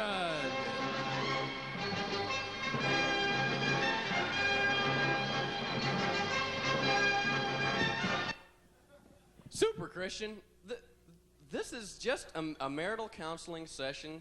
It's not an emergency. I mean, especially not one worthy of your need. We don't need it. I mean, the husband isn't even here yet. Oh, foolish mortal, I'm the husband.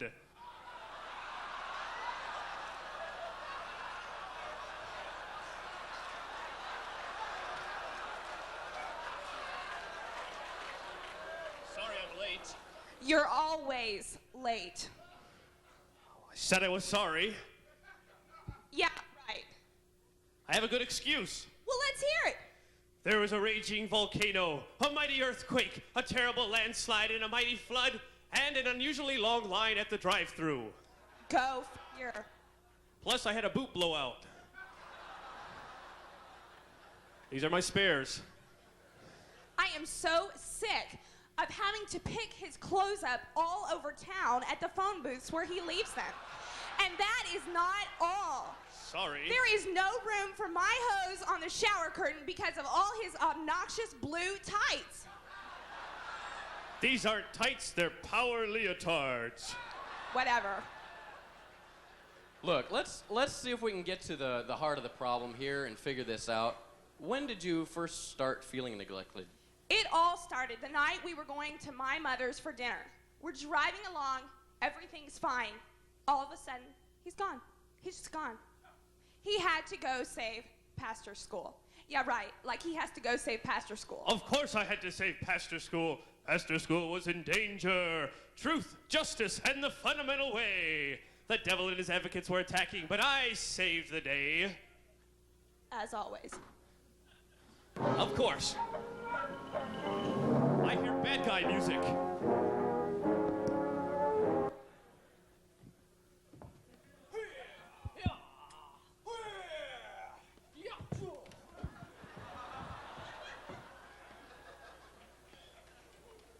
Back for more, huh?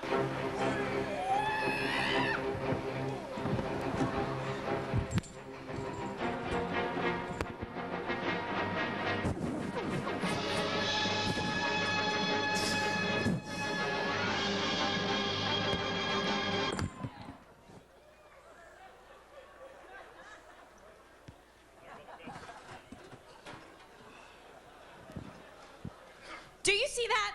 We can't even have a meeting without him running off and trying to be Mr. Macho Man. Oh, boo-hoo. He runs off and neglects me. I'm not neglecting you. I'm saving you. You are neglecting me. I'm saving you. Neglecting. Saving. Neglecting. Saving. Neglecting! How can you neglect such great salvation?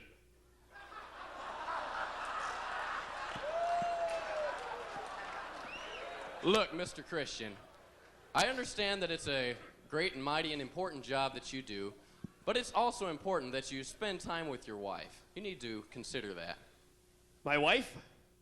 Oh, yes. I have a wife. My mistake. Weren't you at the wedding? I remember it vaguely. I believe you kissed me there. Oh, this is my wife. Never mind. Continue, please.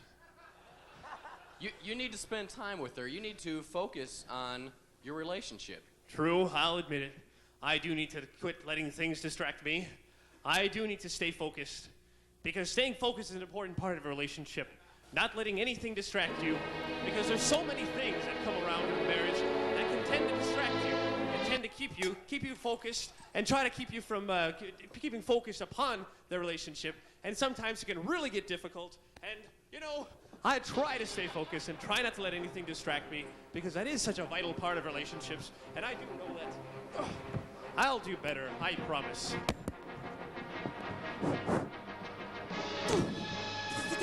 Like I said, staying focused, important part. I will promise I'm to glad always you're stay thinking focused. about it. I certainly will. Such a surprise. Not letting anything distract me at all. I'll make sure that I stay focused on our marriage and never let anything distract me. Do you promise? I do so promise. Good, good. This is progress. Now, Mrs. Christian, you need to make adjustments also. You need to get involved with the work that your husband does. But how? I can't fly around with him. Well, I believe that if the both of you worked together at it and trusted the Lord, that the Lord would provide a way that you could help him feel more successful in his work and help you two to have a happy marriage. I'll try. I could do. Sounds good, something, preacher. Maybe. Oh no, more bad guys. No, never fear. Uh-oh, there's women here in this group. It is good for a man not to touch a woman. Honey, I think I'm gonna need your help on this one. Oh, dear God, give me the power I need.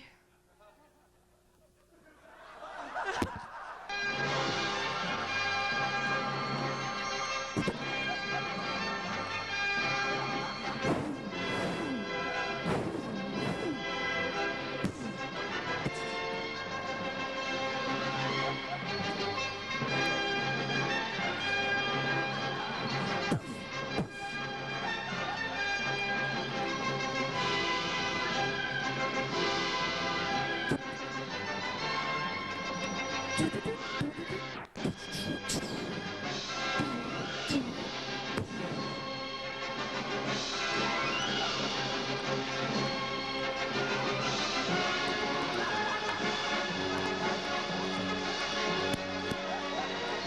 so another victory for right is won with Super Christian and his wife. And now they have a super marriage.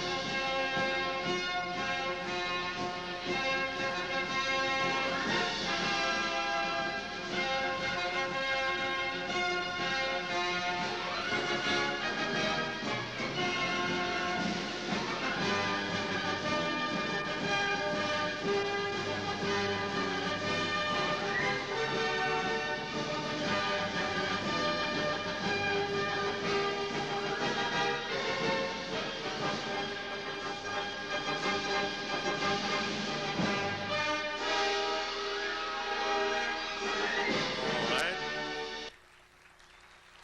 Let me talk to you a few minutes.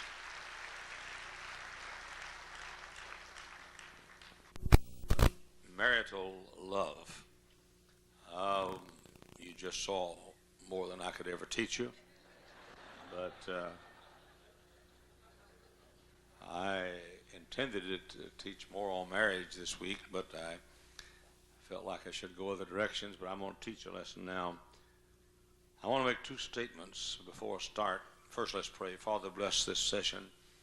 May we be alert, and may some marriages be salvaged and some be enriched because of these moments. Amen.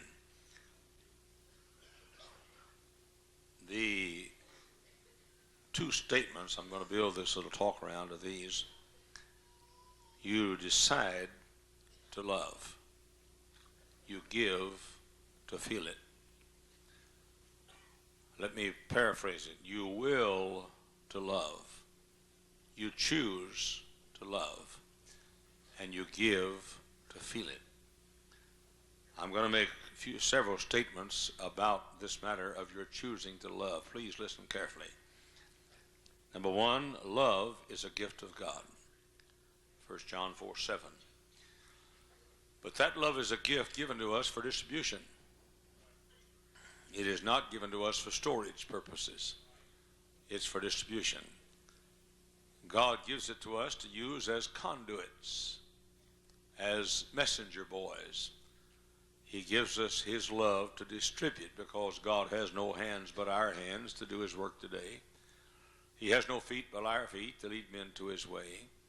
He has no tongue but our tongue to tell men that Christ died. He has no help but our help to lead men to his side. We're the only Bible this careless world will read. We're the sinner's gospel. We're the scoffer's creed.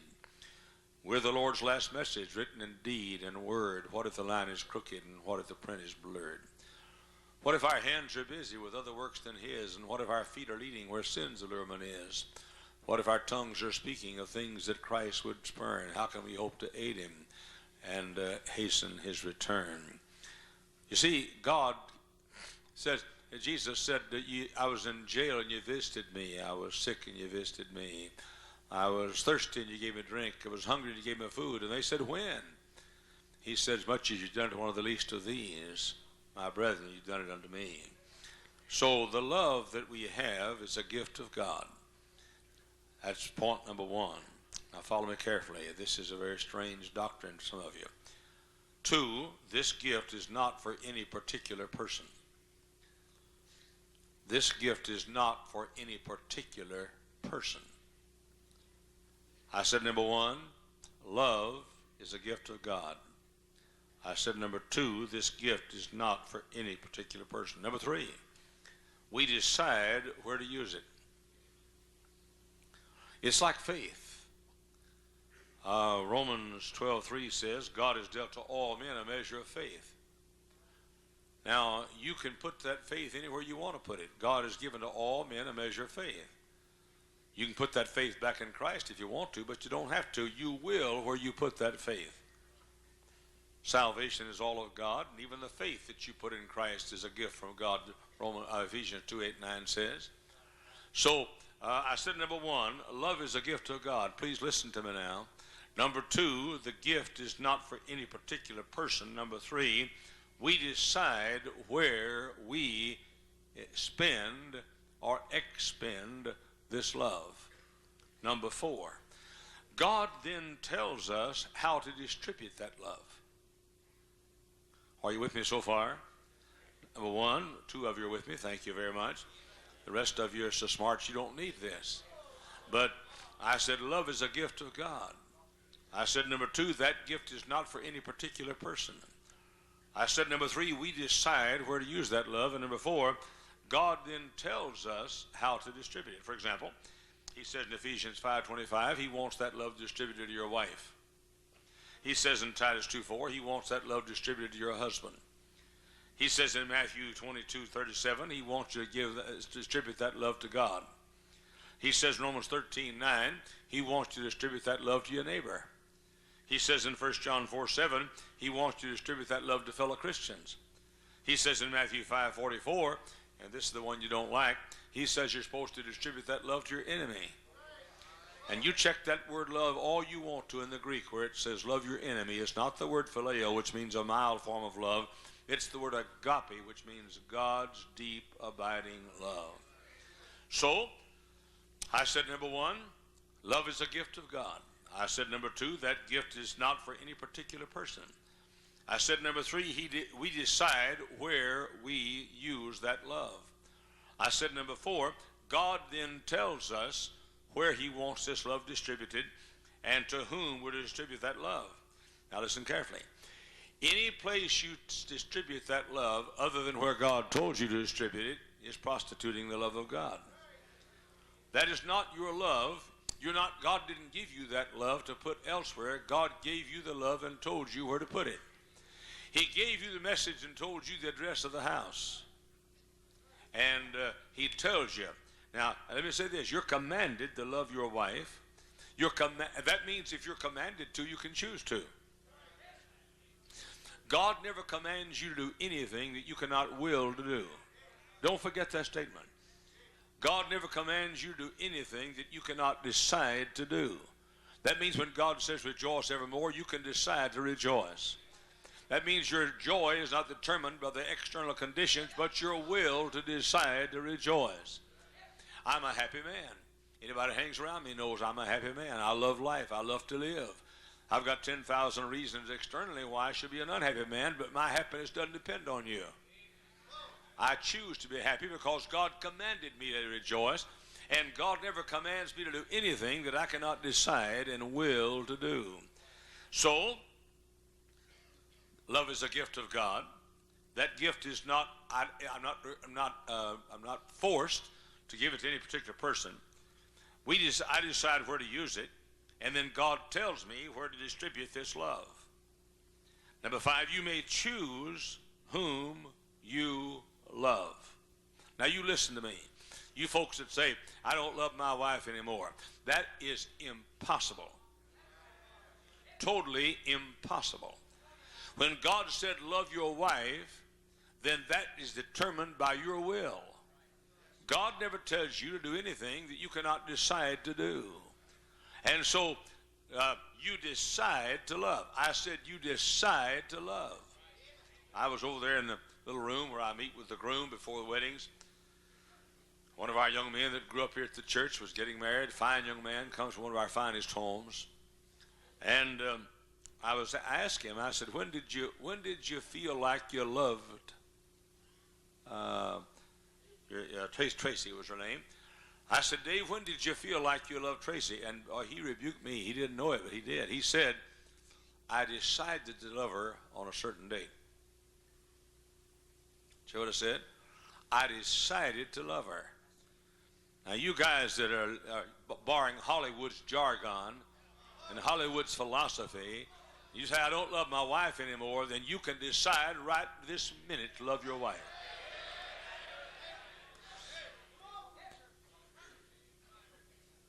You women that say, well, my husband has drained all of my love. No, it's the devil drained all your brains.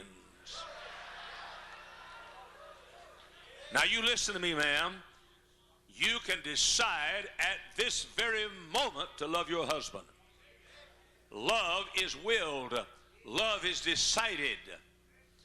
And so you may choose whom you love. For example, I came to this church in 1959.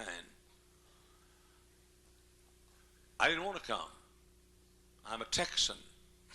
I'm a Southerner. I think that the South was cheated in the Civil War by biased and unfair referees. I'm a Southerner. To me, a Yankee was a guy who lived north of Texas. Oklahoma people were Yankees to me. I didn't want to come up here. Now, God had given me love for these people, but I did not will to give it to them for 16 months. I wanted to go back to Texas. But after 16 months, listen now, I decided to love these people. Now, you preachers, you know how to love your church? Decide. Because I just can't love my enemies. Shut up! God commanded you to. And God never commanded you to do anything that you can't decide to do. And right this cotton-picking minute, you can decide to love your enemies. It's not a process by osmosis. It's a decision. Because God never orders you or commands you to do anything that you cannot decide to do. I said, number one, love is a gift of God. Don't leave me now. I know you're hungry. We're going to leave here by 12:40 or before. So if you stay awake or go to sleep, we're still going to stay till then. We're going to get out by then too. But listen to me. I am sick up to here of hearing people in my office say he has destroyed all my love. That is as worldly as marijuana and heroin. It's as wicked as the devil, and I'm sick and tired of Christian people blaming the object of their love for destroying their love. God commands you to love your husband. I said God commands you to love your husband. And God commands you to love your wife, and that means you right now on the 20th day, I think what day, 19th? 19th day of March 1997 at 12:10 p.m., you at this moment can decide to love your wife, and it's time you did it.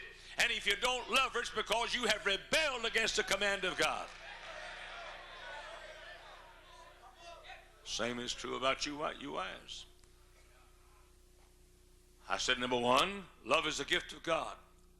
By the way, I teach this way. I repeat my outline over and over again so it'll be indelibly imprinted in people's minds. I said, number one, love is a gift of God. I said, number two, the gift is not for any particular person, or you're not required to give it to any particular person. I said, number three, we decide where to use it. I said, number four, God then recommends to us or tells us how to distribute the love that he's given us. I said, number five, you may choose then to love whom you will love. And number six, once given, it cannot be stopped. Love is a gift. God never withdraws his love from you because he gave it to you. And you can't withdraw your love from me. That's a comfort to a guy like me. Say, oh, Brother Hyles, you've lost a lot of friends. I never lost one friend in my life. Never lost one friend in my life. And you haven't either. I'm very fortunate, though. I found out who mine are. And you haven't, so I'm luckier than you are. I said again, once given, love cannot be stopped. 1 Corinthians 13:8, love never faileth.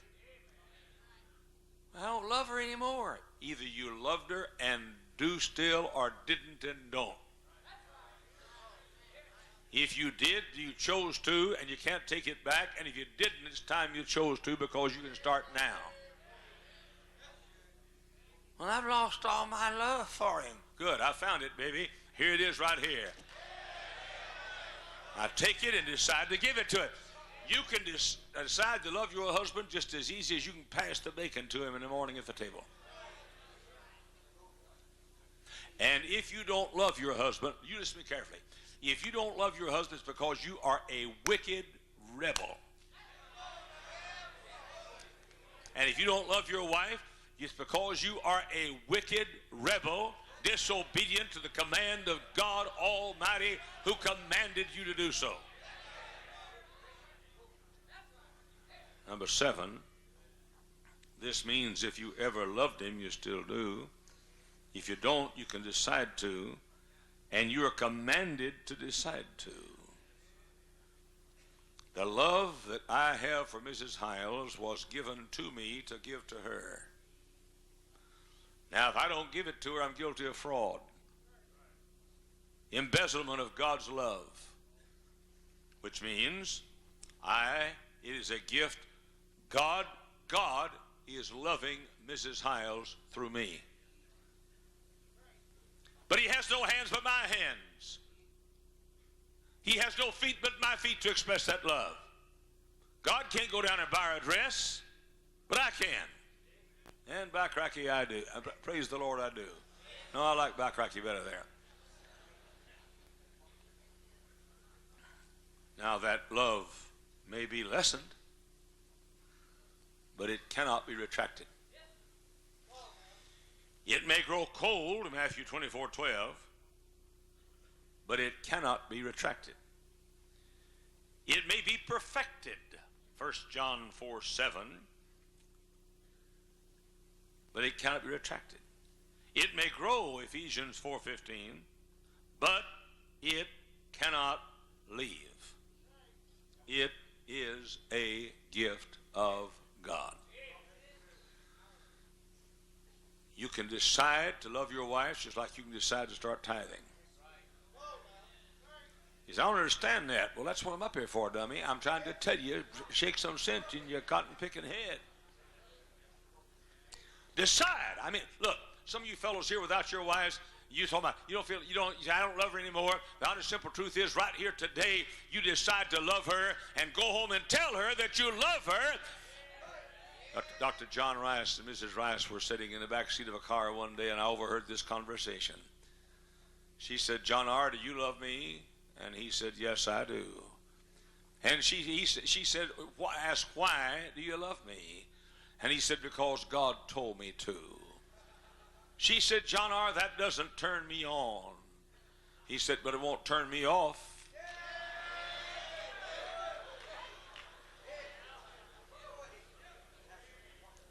I hope my wife won't mind me saying this. I really do. I'm going to say it, and I hope she'll understand. I don't think she's in the room, but we went down to St. Thomas for a few days, and we spent about 4 days down there getting a little rest. I'd been sort of feeling ill and tried to get some sunshine, and we went down to St. Thomas together. We're sitting there one day, and she said, I feel old. And I said, she said, I'm not pretty and young anymore. And I looked at her and I said, you know what I think beauty is? I think beauty is a little sagging of the chin. To me, beauty is a little extra wrinkle right in here. She said, what are you talking about? And I said, to me, beauty starts with you. I said, there's nothing uglier than a smooth-skinned little 18-year-old girl.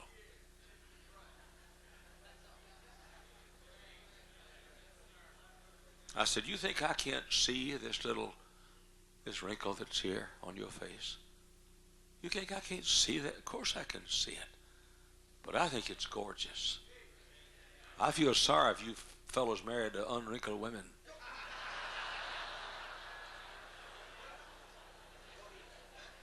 And I'm not kidding. I think she's the most beautiful creature on the face of this earth. Beauty starts with whatever she is. Decide to love your husband. Well, my husband is not understanding. Well, God commands you to love that ununderstanding husband. And God doesn't say love him because he's lovable. God said love him because I said love him.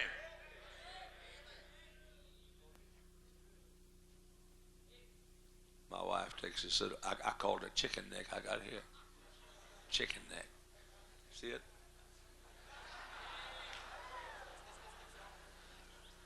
I called it chicken neck. She plays with it.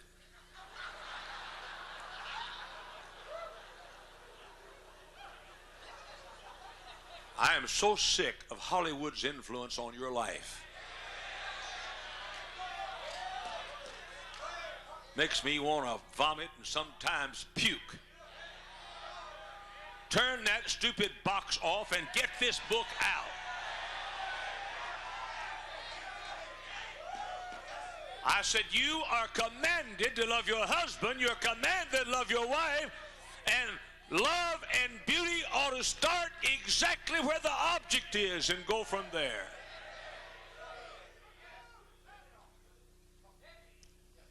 So I said, love is a gift of God. The gift is not, God lets you choose where to give it. We decide where to use it. He then tells us how to distribute it. You may choose, by the way, let me go beyond the husband and wife thing too. You can choose to love your neighbor because you're commanded to. You know what do you good? It would do you good today if in this conference, this pastor school, you would at this moment, 12/19, on March 19, 1997, choose at this moment to love your enemies.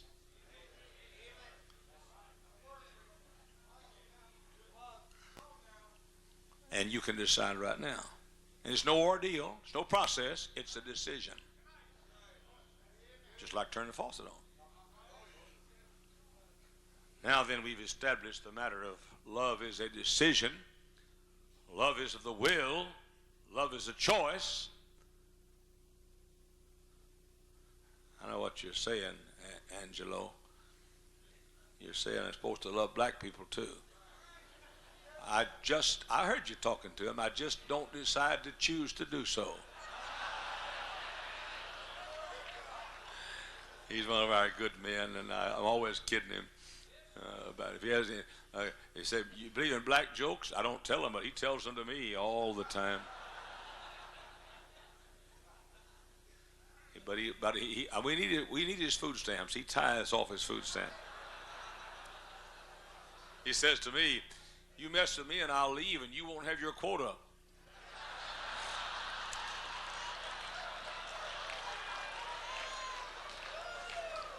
By the way, right now would be a good time for you black folks to choose to be good sports too.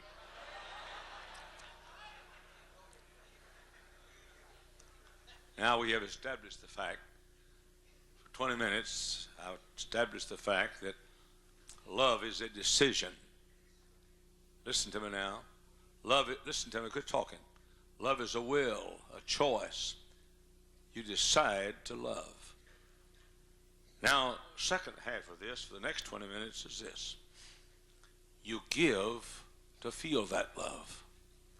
When you said, "I don't love him anymore," what you meant was, "I don't feel it anymore." Now, how can you feel the love that you have? I have it because I decided to love you. But if I feel it, I must give. Let me illustrate. Dr. Russell Anderson and I were on an airplane together. He's my friend. Brother Russell Anderson has the one quality that I like most in a friend: money. But he and I were on an airplane together, and he had his head buried in the stock market pages. To me, it looks like a bunch of cussing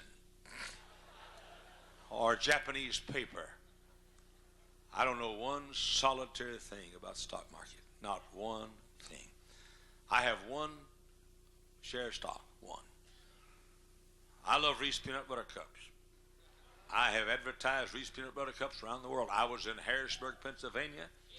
the public relations director of the Hershey Company, came to the services and publicly awarded me a certificate of honor because of all the publicity that I'd given to the Reese Peanut Butter Cup, which is made by the Hershey Company.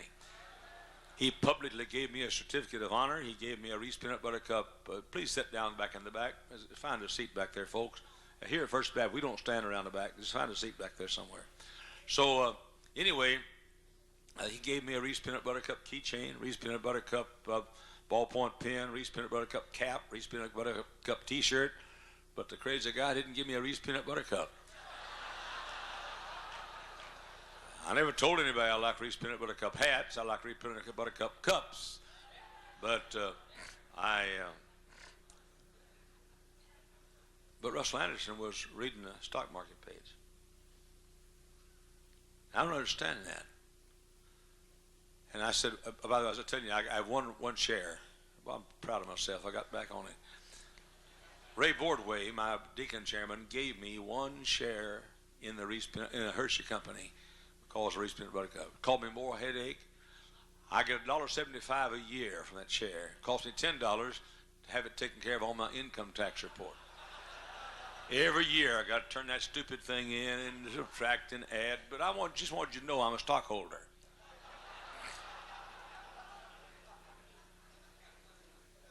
You know why Russell Anderson was reading those stock pages? He had investments there. I didn't. I was talking to a little lady in our church. She's moved out of the area, out of the state now. She had two daughters. Both of them are 10 to 12, 13 years of age. Somewhere in the junior age, I guess. One daughter was almost spastic, retarded, afflicted. The other daughter was normal and healthy and beautiful. I noticed she gave more attention to the one that was not normal. And I said, do you love her more than you love that normal daughter?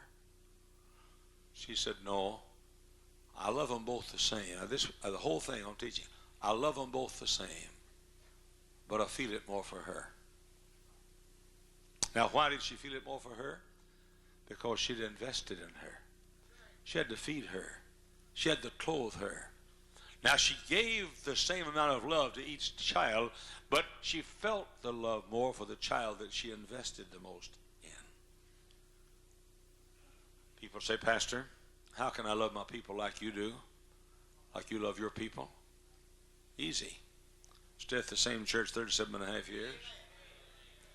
Counsel with 280,000 people in your office. Try to mend their marriages. Try to salvage the life of girls that are pregnant before they're married. I look out every Sunday morning and I could count 25 marriages that were already in the hands of the attorneys that were salvaged because they came to my study and I tried to help them. I can look out and see 25 young people that have run away from home when they're in high school. And I've tracked them down and talked them into coming back home, and now they're good Christian people. That's why I love these people so much. I got 37 and a half years investing my life in these people. Some of you fellows that invest your life in your people more than you do the fishing, you might love your people more than you love fishing. Now, this may come as a shock to you, but I'd rather counsel my people than play golf. I'd rather counsel my people than go to a ball game. I'd rather help my people than go fishing or hunting, whatever. I'm not against those things. I just don't do them.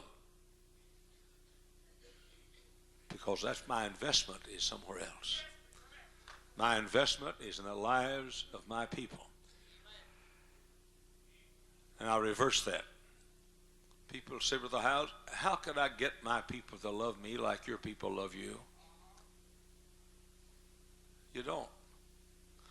It's not your job to get people to love you. It's your job to love people. You can't control the will of anybody else. You can't control the will of your wife. You control yours. But why do my people love us? Here, I'll tell you why. Because there's not a church in the world that has stood with their preacher like the First Baptist Church has stood with this man here.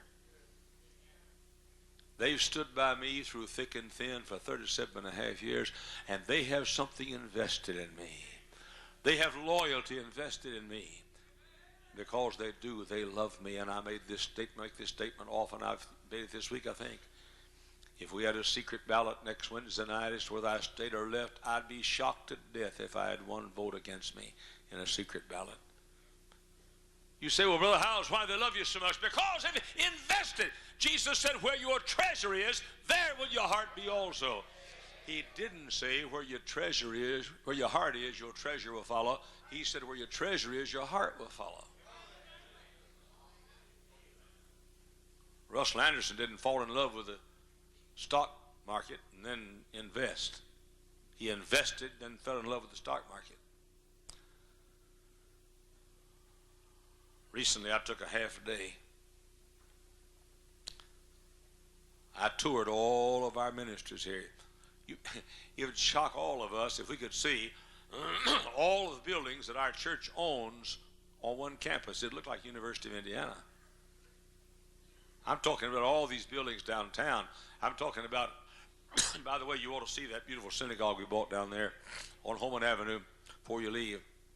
And I'm talking about the school down here. I'm talking about the many buildings we have at Baptist City where our high school, junior high school, and grade school located. I'm talking about the college campus, and I counted 69 buildings that I've built or bought in 37 and a half years. I raised the money for all of it. I paid all of it down.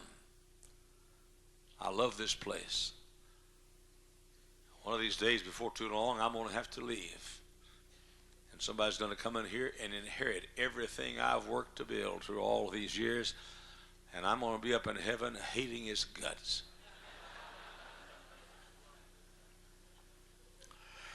You know why I love this place? I've invested my life in it. And if some of you preachers would quit being concerned about how much you people love you and what they do for you and what they invest for you, and invest your life and forget what they think about you and invest your life in them, you'd fall in love with your people. That's the way you feel it. That's one reason why, and this sort of covers what I said a while ago a little bit. It's one reason why I'm a little more patient with drifting preachers than you are. That's one reason why you turn them off quicker than I do. Because I've invested in them. Don't expect me, when a Hyles Anderson College graduate gets a little off on something, don't expect me to turn on him right away. I got too much invested. I've counseled with him while he was in college. Counseled with his wife. Helped him with his children. I mean, I love him. He's my boy. I've got something invested in him. Don't expect me right away to expose him because he is off a little bit. Expect me to do what I can to salvage him first. Expect me to defend him also when somebody else casts him off for a while. Now, the day may come and I see I have no other choice. But I'm going to wait longer than you because I've got more invested. You decide to love and you give to feel it.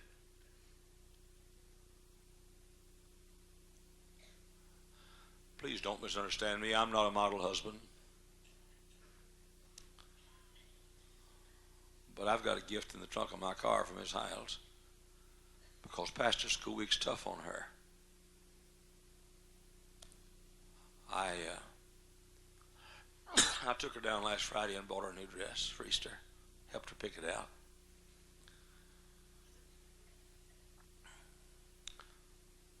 I wash the dishes every Sunday morning after breakfast. I wash the dishes Sunday at noon and clean the kitchen up so she can have some rest and take a nap.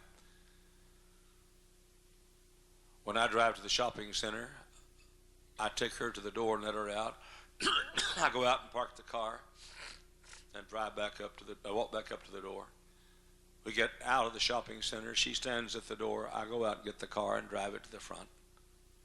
I open the car door for her when folks are looking.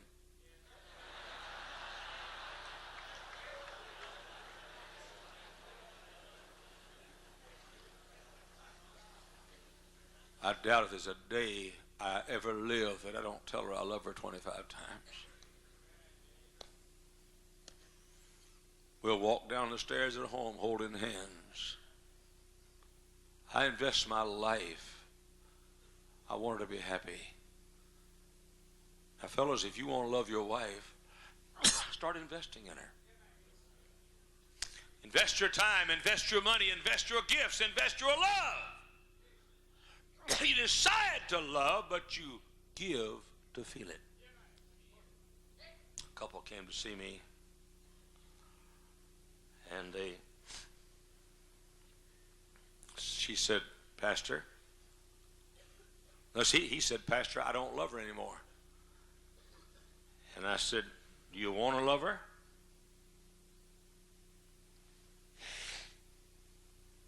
He said, yeah.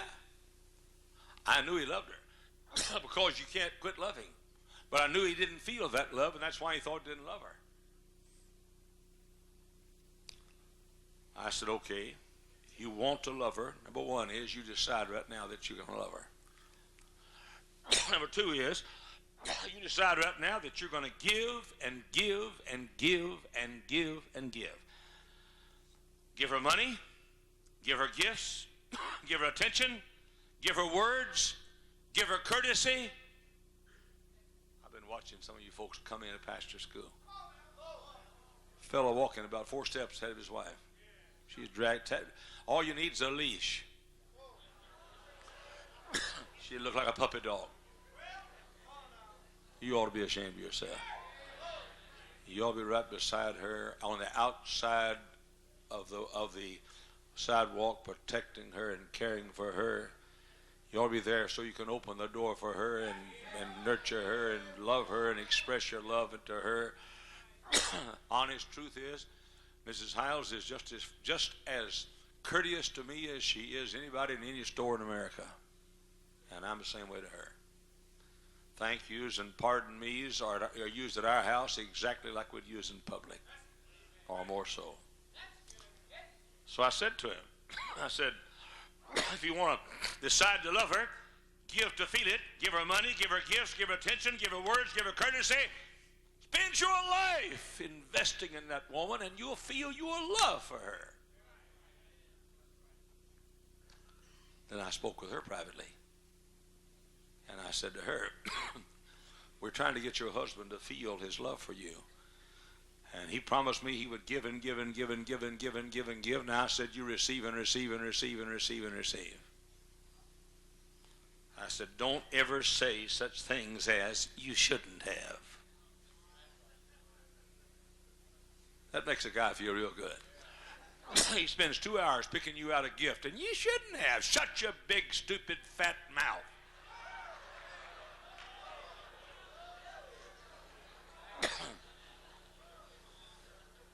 Tell him how wonderful he is.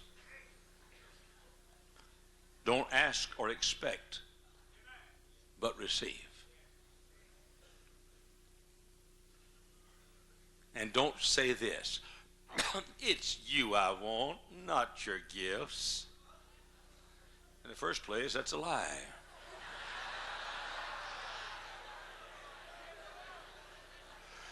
In the second place, you hear me well. You cannot divorce you from your gifts.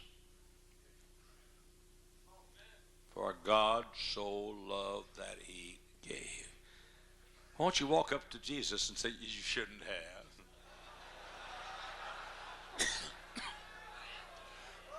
Walk up to Heavenly Father and you shouldn't have given Jesus on the cross. It's you I want, not Calvary. I have one word for you women. I don't know how to spell it, but I can pronounce it.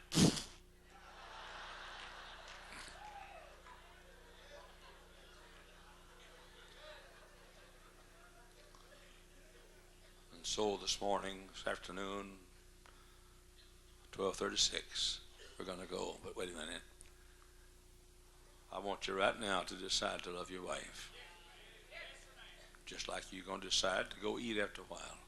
Just like you're going to decide that you're going to go to the washroom. Just like you're going to decide that you're going to come back in the session after a while. Decide.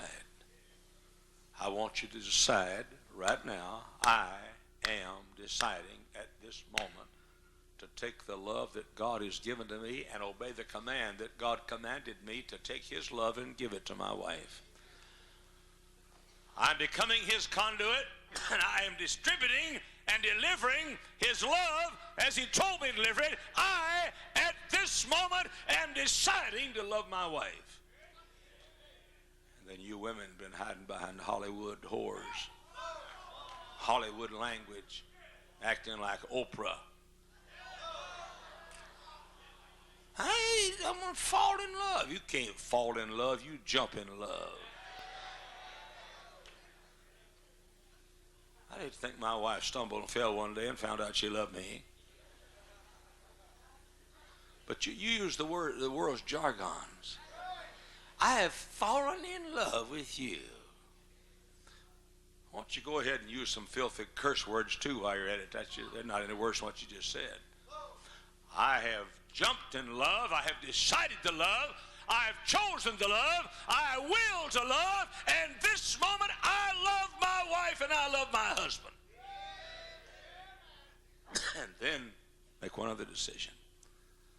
Decide to leave this place and feel it. How do you feel it? Invest. Invest. Where your treasure is, and the word treasure there, I looked it up in the Greek, where the word treasure is not talking just about money. Anything precious. Where your treasure is, there will your heart be also. Where your kindness is, there will your heart be also. Where your courtesy is, there will your heart be also. Where your kind words are, there will your heart be also. Went home last night. Miss Hyles was up here, and all of these young women up here singing these songs and all that stuff. I walked in, the first words I said, how is the fairest of them all?